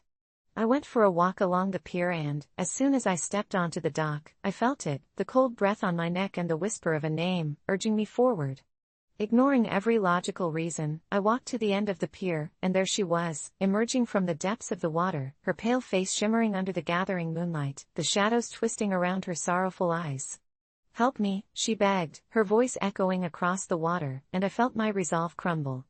I stepped closer, reaching my hand out, but that's when the shadows bubbled up, swallowing her whole as their whispers turned into a deafening roar.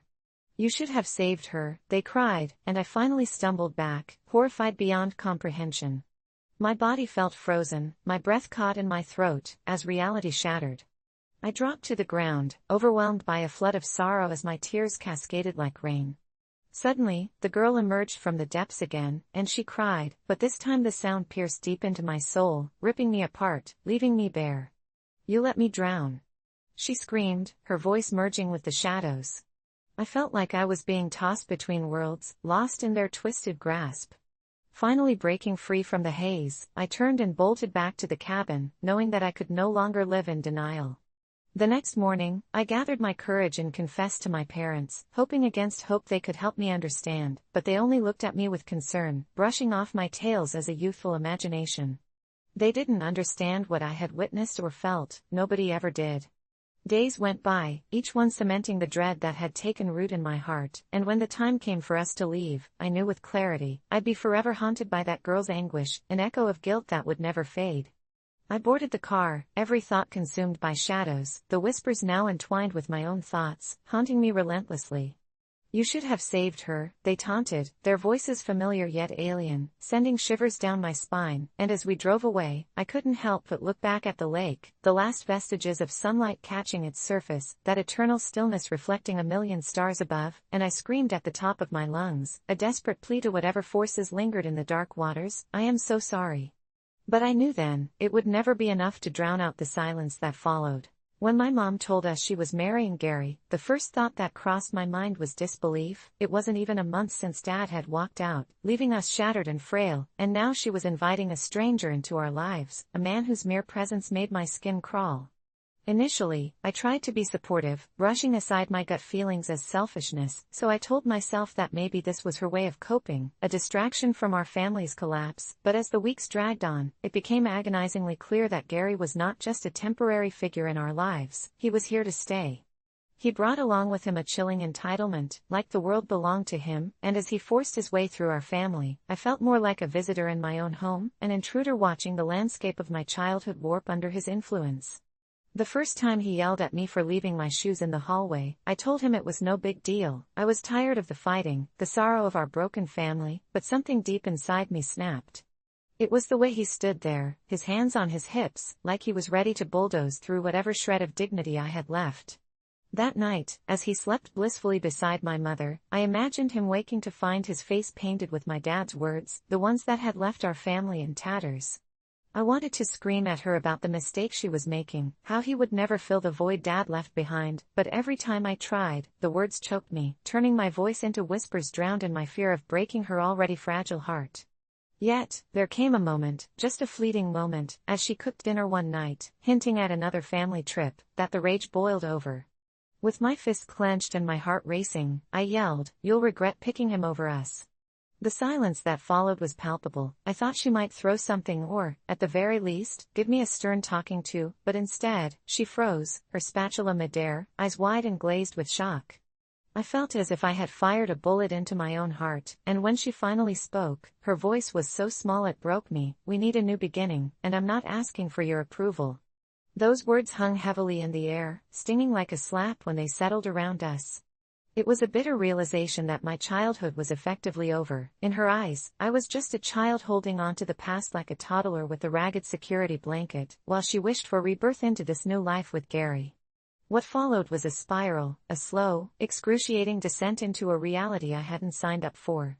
Gary installed webcams around the house, claiming it was for our safety, but it felt more like a prison, as if the walls had ears to report every tiny dissent I dared to voice.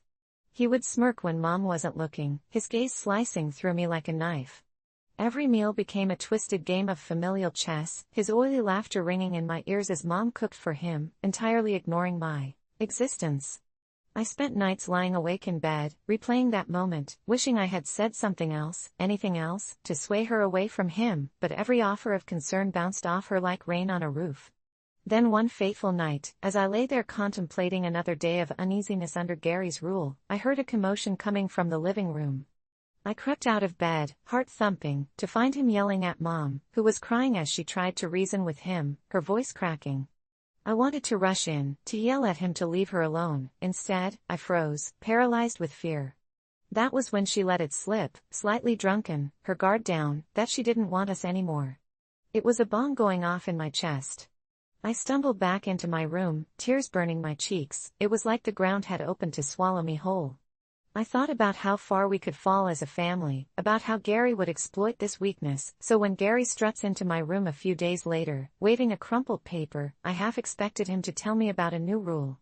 Instead, he smirked and said, "I'm adopting you, kiddo." It's about time you accepted this. That's when I snapped. I realized I had been a puppet, letting them walk all over my hurt, so I shouted back, "You're not my father." The ensuing silence felt oddly nostalgic, as if anyone could hear each shattered fragment of my resolve play out. That's when something deep and ancient within me awoke, a primitive response to defend against the encroaching darkness. I confronted my mom one last time, trembling but determined. I addressed the reality with her, recalling moment after moment of her dismissive disbelief. "You won't be happy with him," I said, every word laced with an urgency rooted in pure love for my family. "He doesn't care about you, he treats you like some pathetic plaything." I'll never forget the moment her eyes darkened, a storm brewing beneath the surface as she spat back, "You are too young to understand love." A flicker of regret crossed my mind when I bolted, stomping upstairs, but I held on, convincing myself this was my last act of defiance. The following week, I stood in front of my old friends at school, sharing my story, trying to piece together the shattered remains of my heart. They listened, some nodding, others swiping tears away, their empathy wrapping around me like a balm, healing the jagged edges that Gary and Mom had left behind. But just as I began finding strength in their kindness, I received a message from my mom, an ominous text saying she didn't want to speak with me again. I felt gutted but also invigorated, the urgency to protect my fading family now morphing into a will to break free. I started planning a life without the continued weight of a reality tethered to Gary, until one day, my phone buzzed with the dreaded news: Mom had taken off with Gary, leaving everything behind. Maybe she saw it coming, or maybe she was always willing to trade legitimate love for empty promises. And in that moment, as I stood in the remnants of a life long stifled, I realized, perhaps I was wrong to claim she would regret her choices. The devastation of my truth had always belonged to her, driving me forward as the weight of her choices shattered my once unbreakable spirit. As I sit here writing this, the heaviness of the loss smarting in my chest, I can't help but wonder, in a way, if she did regret it, for in gaining a husband, she lost her children, and that emptiness is louder than any curse cast upon her. I had always been a proud, open-minded person, but the moment my husband suggested hosting his niece and her friends for a weekend, my heart sank into my stomach like a stone. "They're just kids," he said when I expressed my discomfort. "It'll be fun." I smiled weakly, but a knot twisted in my gut as I remembered the incidents that had taken place in our small town recently, reports of children disappearing, strange eyes watching from the shadows, whispers that drifted across the playground late at night. It wasn't the kids themselves I disliked, it was the haunting feeling that something was terribly wrong. The first night they arrived, laughter filled our home, but it was an eerie kind of laughter, one that clawed at my insides. The kids immediately started playing hide and seek, but not under the usual terms. They seemed to forget the boundaries, darting into rooms we hadn't even entered yet, giggling and peeking out like they knew secrets we didn't. I felt like a ghost in my own house, stuck in a nightmare where I was simultaneously an unwilling host and an invisible observer. When they invited me to join their game, my skin prickled. I declined, saying I had work to do, but that only seemed to amuse them more. Their eyes glinted in the soft glow of the living room lamp, and every time they glanced my way, it felt as if they were sharing silent jokes I wasn't privy to, a joke at my expense. As night fell and I tried to tuck myself into bed, the sounds of their whispers drifted through the cracked walls of our old house. I could have sworn I heard my name amidst their giggles, calling me out as if it was a part of their secret game.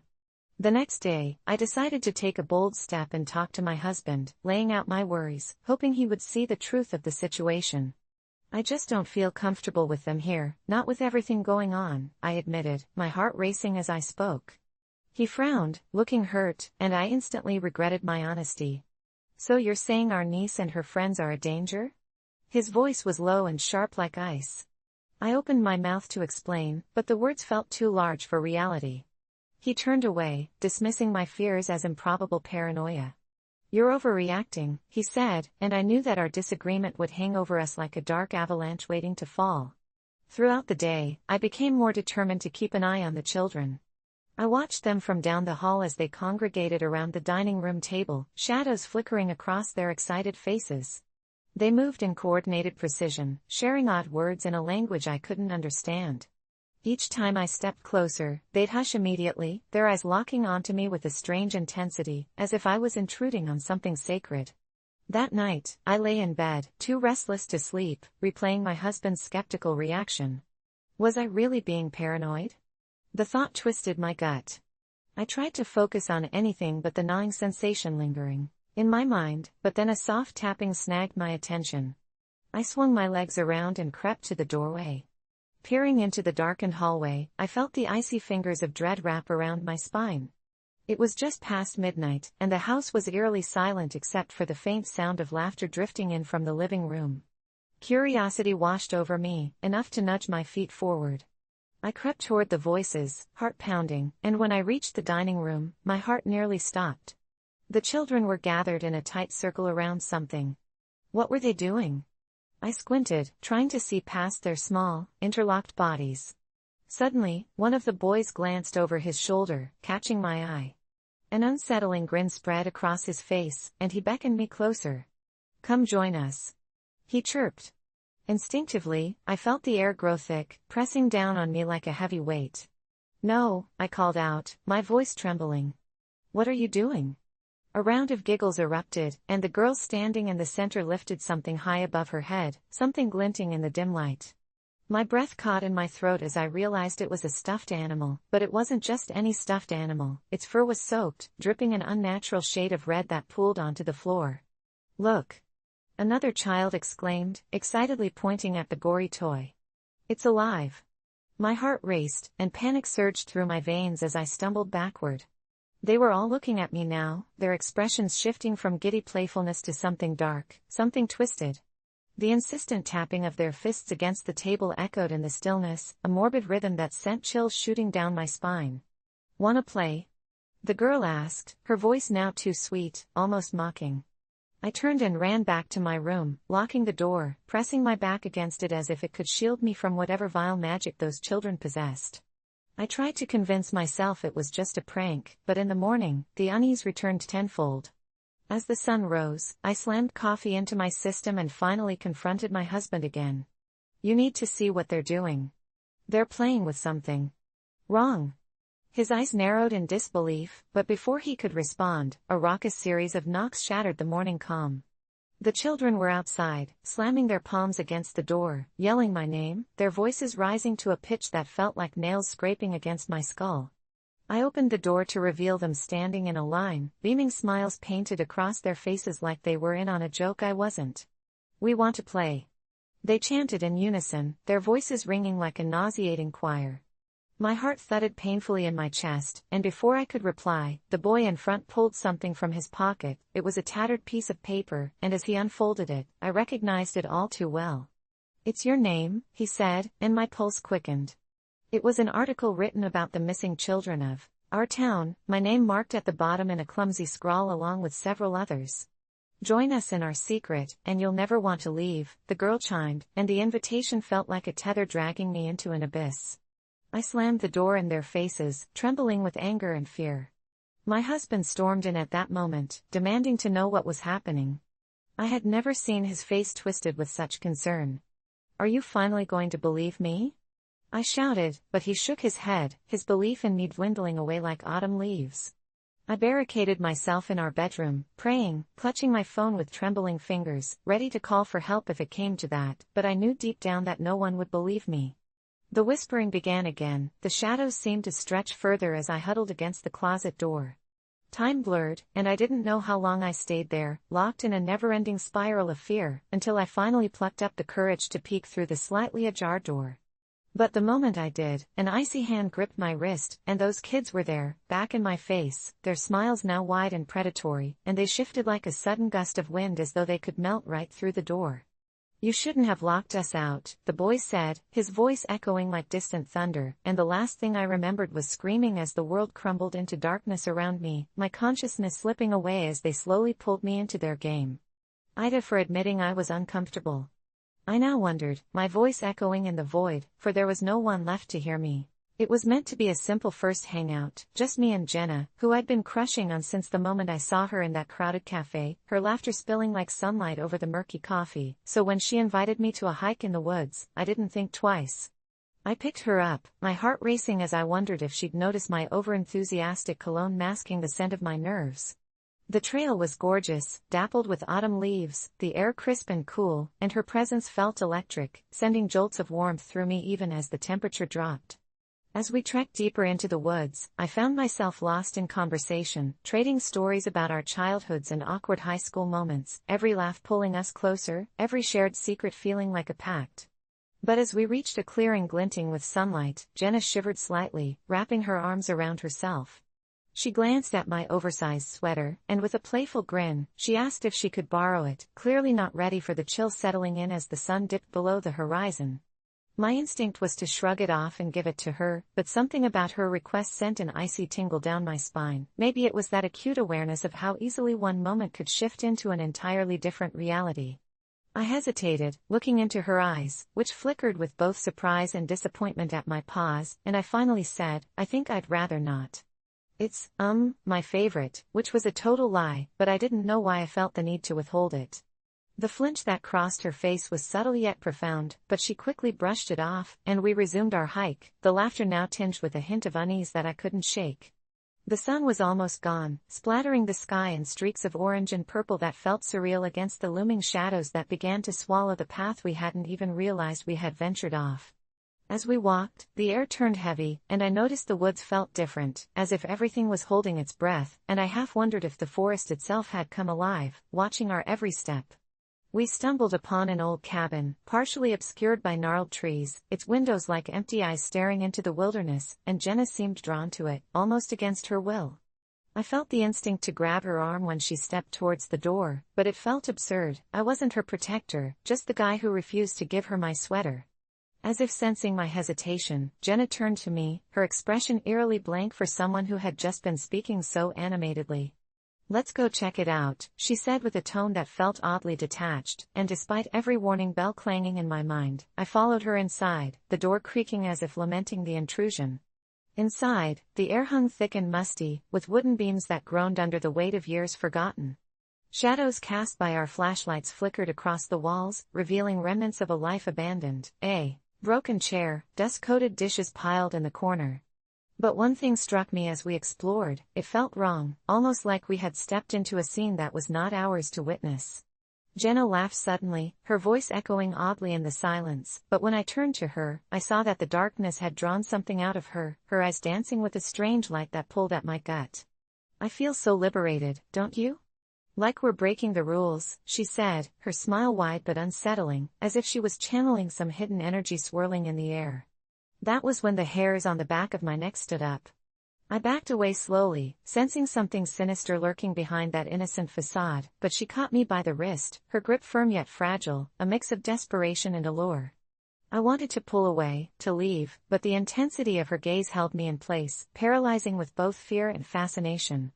"Stay with me, just a bit longer," she whispered, and that was when I noticed shadows, long, curling shapes that seemed altogether too alive, creeping toward us from the corners of the cabin. Panic surged through me, the overpowering urge to flee clashing violently with my desire to keep Jenna close, but as I pried her fingers away and turned to run, a whisper echoed through the timbers, silky and suggestive yet dripping with malice: "You shouldn't have denied her the comfort of your warmth." I scrambled toward the door, my heart racing, but the shadows twisted and writhed, blocking my escape as Jenna's voice shifted, tinged now with desolation. "You'll regret this," she murmured, and beneath that familiar exterior, I caught a flicker of something else, something ancient and wrong that sent a chill ripping through my spine. As I finally shoved past the barrier of darkness and burst into the night, the weight of my decision crushed me. Was it worth it, not letting her borrow my sweater? The forest around me pulsed with an urgent energy as the last vestiges of light faded into the obsidian sky, and I sprinted back toward my car, glancing over my shoulder just once to see Jenna standing in the doorway of the cabin, her figure swallowed by shadows, but for a brief moment, she appeared almost ethereal, a desire woven into every sinew of her being. My heart clenched as I fumbled with my keys, entering the vehicle and slamming the door behind me, the haunting whispers still carving their way into my skull. I drove home in a daze, that night swirling in my mind as I grappled with what transpired, chills cascading down my body despite the warmth of my heater, wondering if I had just barely escaped something that could have consumed me whole. Now, days later, I replay the moment, obsession gnawing at my sanity, never quite shaken from the haunting image of Jenna, curiously beautiful yet impossibly insidious, but every time I try to shake off the fear, I hear her voice in my dreams, softly echoing, "You should have just let me wear your sweater." I never thought a simple question could unravel everything, but there I was, standing in the break room of my office, the scent of stale coffee and artificial lemon air freshener filling my lungs, when I turned to the pregnant woman beside me, Lisa, bright-eyed and vibrant even at 8 months along, and asked if she had decided whether she was having a boy or a girl. The moment the words left my lips, I felt an icy chill grip the air. Lisa's smile faltered, her eyes darting to the corner of the room as if she were searching for an escape, and I sensed something was off.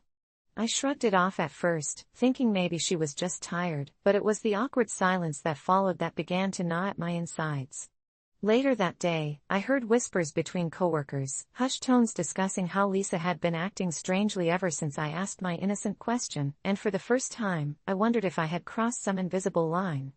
It was then that Jake, who sat 2 desks down, casually mentioned that Lisa had always been a bit superstitious about her pregnancy. She refused to know the gender or even discuss it, holding on to some kind of family belief that speaking it out loud would change the fate of the unborn child. I laughed off the comment, dismissing it as one of the workplace jokes he often liked to offer, but a seed of doubt was planted, and curiosity twisted my gut. A week passed, and Lisa's behavior became more and more erratic. One day she seemed fine, the next she was withdrawn, and rumors of her frequent trips to the restroom made their rounds, a silent testimony to the stress bubbling beneath the surface. I started to feel like I was the unwitting villain in a drama that I had no intention of starring in. On a particularly charged day, I decided it was time to confront the issue, a kind of reconciliation, perhaps. I approached her in that same break room, where we had shared laughs over coffee before her pregnancy became the only topic that seemed to matter. "Hey, Lisa," I said, trying to keep my tone light, "I didn't mean to upset you. I genuinely just wanted to know your baby's gender." She turned to me, her expression unreadable, and grounded her coffee cup in her hands so tightly I thought she might crush it. "You really don't understand, do you?" Her voice was low, almost trembling, and the weight of her gaze bore into me with all the intensity of an unexplainable fear. I shrugged, my stomach twisting again, and she leaned closer, her voice dropping to a whisper, "It's not about the baby, it's about the curse." A chill swept through me. "Curse?" I asked, half laughing, playing it off as more of a nervous impulse. But Lisa was dead serious. She spoke of her family's tradition, a long-standing belief that asking about the baby's gender would unleash an ancient entity, something she referred to as the unknowing, that thrived on secrets and manipulated destinies, insisting that it was not a mere fable but something that had affected her family for generations. Every woman before her who revealed the gender of their child had met with tragic outcomes, she warned, their lives spiraling into chaos soon after. I scoffed, trying to inject humor because that's what I did to mask my discomfort, but Lisa's eyes were wide, pleading. The color drained from my face as her story unraveled, tales of eerie coincidences and tragedies that befell those who broke the silence. I left the break room feeling a heaviness in my chest, questioning everything I thought was merely casual workplace banter. That evening, unable to shake her words, I went home to do research, swept up in stories of expectant mothers and inexplicable fates. Each story was darker than the last, and I couldn't help but feel a pressure building inside my mind, as if the very act of having asked about her baby had cracked open a door to something sinister. That night, I dreamt of Lisa's face, distorted with fear as shadows writhed in corners, whispering unspeakable secrets. The next day, I approached her again, nervously spewing apologies and assurances that I wouldn't mention it again, but when she looked at me, the fire had dimmed. She was a shell of the vibrant woman I had first known.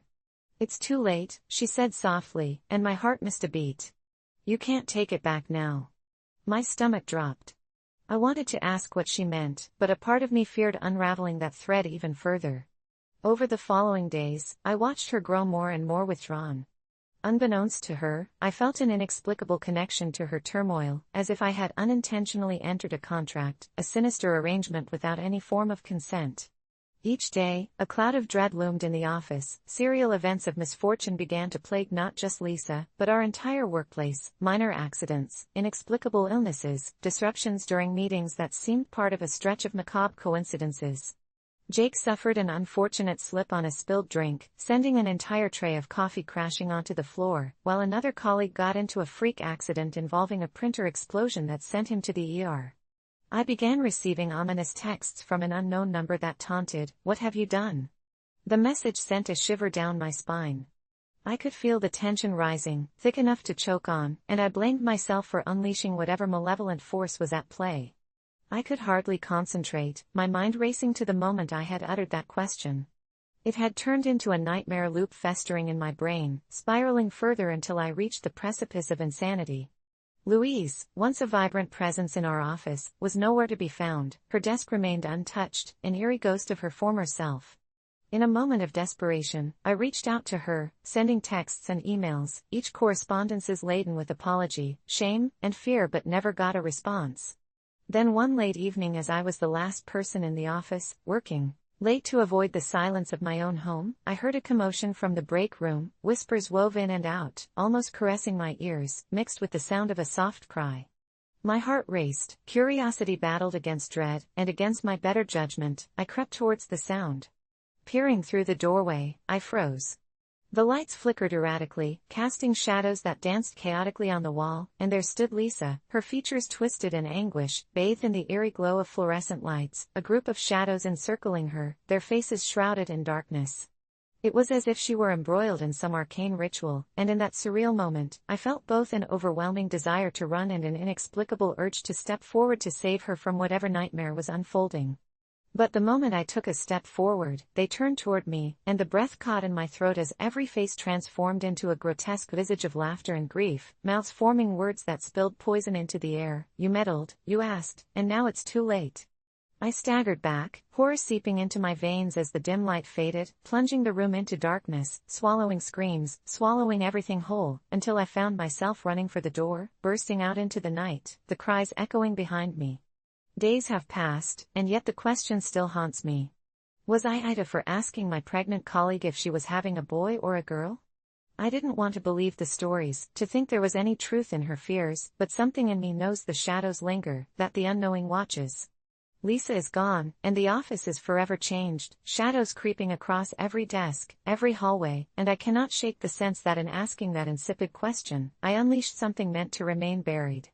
Now every night, as the weight of silence envelops my home, I hear the whispers echoing outside my window, taunting me, and I know it was my curiosity that opened the door, and perhaps it was my life they were waiting to claim next. When my wife and I first decided to have a child, we envisioned a picture-perfect family life, complete with spontaneous road trips and Sunday barbecues, but reality is often sharper than expectations, and soon daily life morphed into a relentless grind dominated by one irritating truth. Our 3-year-old daughter, Emily, was a nighttime terror, waking up screaming from apparitions that seemed to haunt her dreams, and after several weeks of sleepless nights, I found myself wrestling with an increasingly impossible choice. So, when my wife, Jessica, suggested right after dinner one Tuesday that we start taking Emily to daycare, I felt like I was being edged toward the cliff of parental sanity. She's sleepy, I thought. She won't sleep at daycare, she'll scream for me.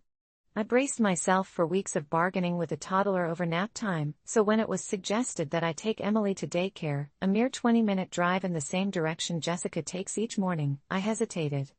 The logic seemed to infuriate me. How would it save us time, really, when I could just keep her at home where we had a semblance of control over our lives? I could hear her tiny voice, coffee-stained with the innocence of childhood. "Daddy, please don't make me go." And it twisted my insides. I became emotionally overdrawn, my derailed thoughts split between tender affection for my little girl and the desperation of exhausted parents craving normalcy.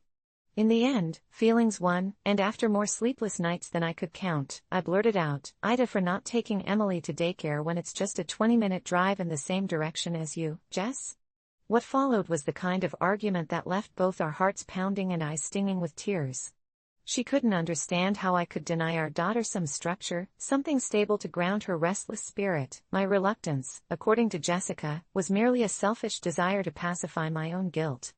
But every irritation piled like flammable kindling, till last week it burst into flames. Emily woke up again, shrieking about monsters, her eyes wild as if they were windows to a thrilling, chaotic nightmare, and I felt the heat rise in my chest while my wife hissed at me to make that drive to the daycare. I refused, heart racing, sweat forming on my brow, burying my head beneath the pillow, convinced if nothing else, at least she was safe with me. All the what-ifs clawed at me. What if I was a terrible father, a godforsaken monster who could not endure the screams of a scared child? I was alone in this decision, swimming in a tidal wave of guilt as each morning unveiled a fresh list of rear-end kisses. The shame burned bright, especially when Jessica resorted to the ultimate parent's leverage, silent treatment, and the bitterness festered, hardened into resentments neither of us embraced but neither could deny. Then came the night it happened. Emily woke me up, summoning me with trembling babbles. An unexplainable chill lanced through me, almost sent me shivering out of bed. I went to her room and found her staring blankly at the walls. They seemed to breathe, swell, distort, whispering secrets in a language I didn't understand. "What's wrong, Emily?" I whispered, soothingly, but all I could manage was a stammer. She pointed to the window, lips quivering, and said, "Daddy, I don't like the closet anymore." The closet sat in darkness, ominous like a black mouth waiting to devour, and despite my instincts, I sat down next to her. After a few heart-wrenching moments, I dared to creep slowly towards the closet, swinging it open, only to find nothing, just clothes draping silently, shrouded like ghosts. I was about to close it when I noticed something unnatural, a reflection. For half a heartbeat, I thought I saw something flicker beyond the veil of silence, reaching for Emily's face, but then it vanished. I snapped it shut, and Emily cried. I wanted to gather her in my arms, to tell her it was going to be okay, but my voice cracked, fear clambering up my throat as I turned, surveying the room, convinced I had entered the realm of nightmares myself. For days, life twisted further out of alignment. The screams in the night returned, but now they spoke in strangled whispers, cryptic syllables turning my sweet girl into a captive of her own anguish. My resolve began to splinter when I suddenly understood that denying her aid would forever seal us in an embrace of despair, so in a fit of hopeless desperation that fateful Saturday morning, I relented, grabbed Emily, bundled her into the car, and we made that dreaded 20-minute drive to daycare, a measure of desperate hope dancing against the back of my mind. Yet, with my heart pounding, I saw that familiar chalkboard sign out front, announcing "We love our little ones." But beneath it was a smear of deep red. Instincts blared alarms, and the moment we stepped inside, the air turned tainted, tinged with despair that felt like an iron fist squeezing my lungs. The children were there, faces blank as if they were marionettes in a play where no one knew the lines. I turned to my sweet girl, gripping my palm around her little hand, and together we approached the woman at the front desk, a nurse with eyes too soft, a smile too wide. "Time to play, sweet pea," she chimed, but I saw through it. I wasn't ready to leave Emily there, and though she kicked and cried, begging, "Don't go, Daddy," the nurse gripped her too tightly, coaxing her with promises of fun. As I stumbled back to my car, a weight settled around my shoulders. What if I was never coming back? My trembling hands held the wheel like a lifeline, feeling the screams from the back of my mind pressing down, reverberating against each gut reaction, like echoes ringing through dimly lit corridors. For hours, I wrestled between sanity and dread, each ticking second morphing into hourglass grains of despair. Each minute felt unendurable, anxiety coiling tighter until my fear ignited like fire, and the need to go back became irrational, overwhelming. I darted back to daycare in a terrifying frenzy, my heart racing in erratic tempo, but the moment I returned, everything changed. Emily was nowhere in the chaotic, sterile playroom, and the nurse was gone without a trace. In a panic, I scoured every corner, digging through the laughter that taunted my railed senses, dread seeping thick and curling around me as I pushed through the door to the playground, only to witness Emily sitting on the ground alone, her bright blue eyes fixed on the sky, whispering almost urgently to something, or someone. "Emily!" I screamed, fear devolving into a chilling hollowness rapidly spreading through my body. It wrapped itself around my throat like a rope. Her eyes were wide, too wide, staring into the abyss, and no one in that bleak daycare seemed to care. They all continued on, as if puppets on a string, tied to an inaudible rhythm while Emily's soft voice spoke urgently to the shadowed form at the edge of the playground. My heart slammed in its cage as dread crumpled around me. I rushed towards her, snatched her up against me, and that's when the figures leapt from the shadows, the pure innocence of her childhood spilling into oblivion as if to taunt me with the impending doom. I shouted her name once more, and suddenly, I felt the world tilt, the realm twisting with each breath as black threads surged through the space. In that moment, I understood. AITA for not taking Emily to daycare? No, it was far more sinister than that, for not heeding the warnings whispered through her dreams and mine. I always thought high school drama was exaggerated in movies, but nothing could have prepared me for what unfurled one fateful Friday afternoon as I shoved my books into my backpack with trembling hands, my mind racing with anxiety over the upcoming prom. I had a casual friendship with Ethan, a guy who was smart and funny but had prolonged his geeky phase through all 4 years of school, and though he had a crush on me, I could never consider him as a prom partner, not with there being a big social hierarchy that I was desperately trying to navigate. It was already bad enough that Jenna and her clingy normie crew were constantly whispering about me, labeling me the loner who dared to choose her own path outside of their cliques. It was just supposed to be a night of fun and dancing, but I couldn't shake off the pressure of finding the perfect date to prove I belonged. As if the universe were mocking me, my phone buzzed with notifications, each one signaling a growing storm, Jenna's endless posts on social media revealing her preparation for the big night, and my heart sank as I saw her prime date, a popular guy, laugh and bewitch everyone with his charm. That morning, I had finally made it clear to Ethan that he wasn't my type. I had taken care to soften the blow but left him crushed nonetheless. Then came the worst part, his mother decided to confront me. She found me waiting at the school gates, her eyes sharp and probing, like those of a hawk who has spotted something amiss. "My son told me you've decided not to take him to prom," she said, her voice laced with aggression. I offered her a polite smile, trying to diffuse the rising tension, but she bulldozed right through it. "You need to look at your own choices," she insisted, drawing nearer, the scent of her cheap perfume wrapping tightly around me, like a noose. I could feel myself becoming dizzy, trapped in a suffocating spiral of anger and fear. The nerve of her, accusing me of ruining her son's prom when they hadn't even asked themselves the question that mattered: why would I choose someone who spent most of his time obsessing over comics and video games? "Listen," I managed to say, my voice steadier than my shaking hands, "I'd for telling you to look at your son before blaming me. He's sweet, but he deserves someone who cherishes him, not just someone looking for a pity date." Time felt suspended as silence enveloped us. I braced myself for the explosion, my heart hammering in my chest, but just as her mouth opened, I caught sight of Ethan watching from a distance, his expression unreadable, a mix of shock and sorrow. Something in me broke at that moment, my conscience screamed at the pile of unnecessary blame heaped upon me. But then the mother hissed, "Don't think for one moment that this is over. You will regret this." The ominous chill in her tone cut right through my initial bravado, leaving an unsettling knot in my stomach. I left school that day haunted by my words, wrestling with fear that I'd crossed an unseen line, and as promised, the worst followed. First it was small things, a flat tire on the way home, bizarre coincidences that felt like the universe was suddenly aligning against me. But at prom, things escalated viciously. Jenna and her gang surrounded me, each pitiful story swinging like a pendulum, as they mercilessly dissected my past choices in the light of social media turmoil, revealing the ugly underbelly of high school politics. I felt like a pariah, watching them tear down everything I thought I'd done right, with every smug remark layered with laughter. Just as it seemed I'd reached the lowest point of despair, the lights dimmed in the hall and the music thumped, drowning out Jenna's taunts momentarily. It felt almost cinematic as I moved towards the punch bowl, desperate for solace. But then, behind me, I heard the unmistakable sound of a throat being cleared. I turned around to see Ethan, his mother lurking behind him, her eyes glinting in the dark like a predator ready to pounce. "You think this is over?" she snarled again, and before I could respond, I bolted towards the exit, adrenaline surging through my veins, only to find myself cornered in a dimly lit supply room where she followed, her intentions written clearly across her face. I desperately scanned for an escape route, but she was too quick, locking the door behind her, trapping me in this nightmare. "You think you can just turn him down and not expect consequences? You need to realize who you're dealing with," she said, her voice like ice. My heart raced. I tried to explain myself, but the words were lost amid the mounting terror.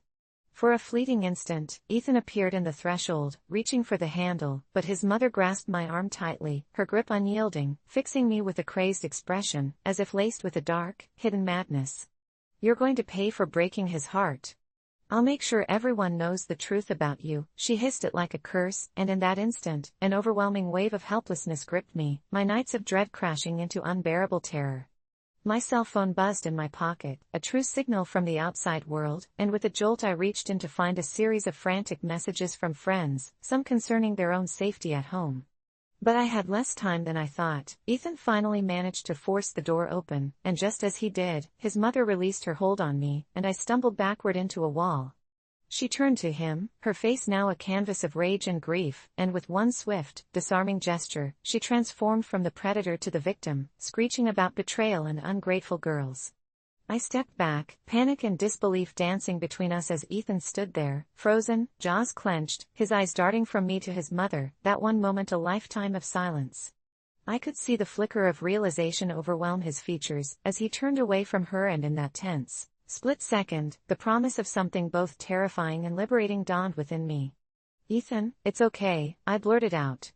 "There's more to you than any of this." I would never forget the look on his face as he eventually stepped back, the weight of his past shattering under the reality of who he could be. As his mother shrieked one last time, the moment spiraled until it burst into 1,000 fragments, but one thing was clear: I was done being their scapegoat, their pawn in a game I didn't choose to play. The horror of their vindictive pull fluttered away as I stepped into the light, the weight of that night turning into fuel igniting my resolve to find my own way, uncaged from the illusion of what prom should have been. Some choices felt like chains, but I realized some were roads that led right back to dignity. All it took was the courage to walk away. A few weeks later, as high school faded into something only an afterthought, I discovered Ethan had unfollowed his mother on social media, cutting her negative influence clean from his life. And while I never heard from his mother again, the memory of that encounter lingered, a reminder of the darkness that once threatened to engulf me, a specter now banished under the light of a new beginning.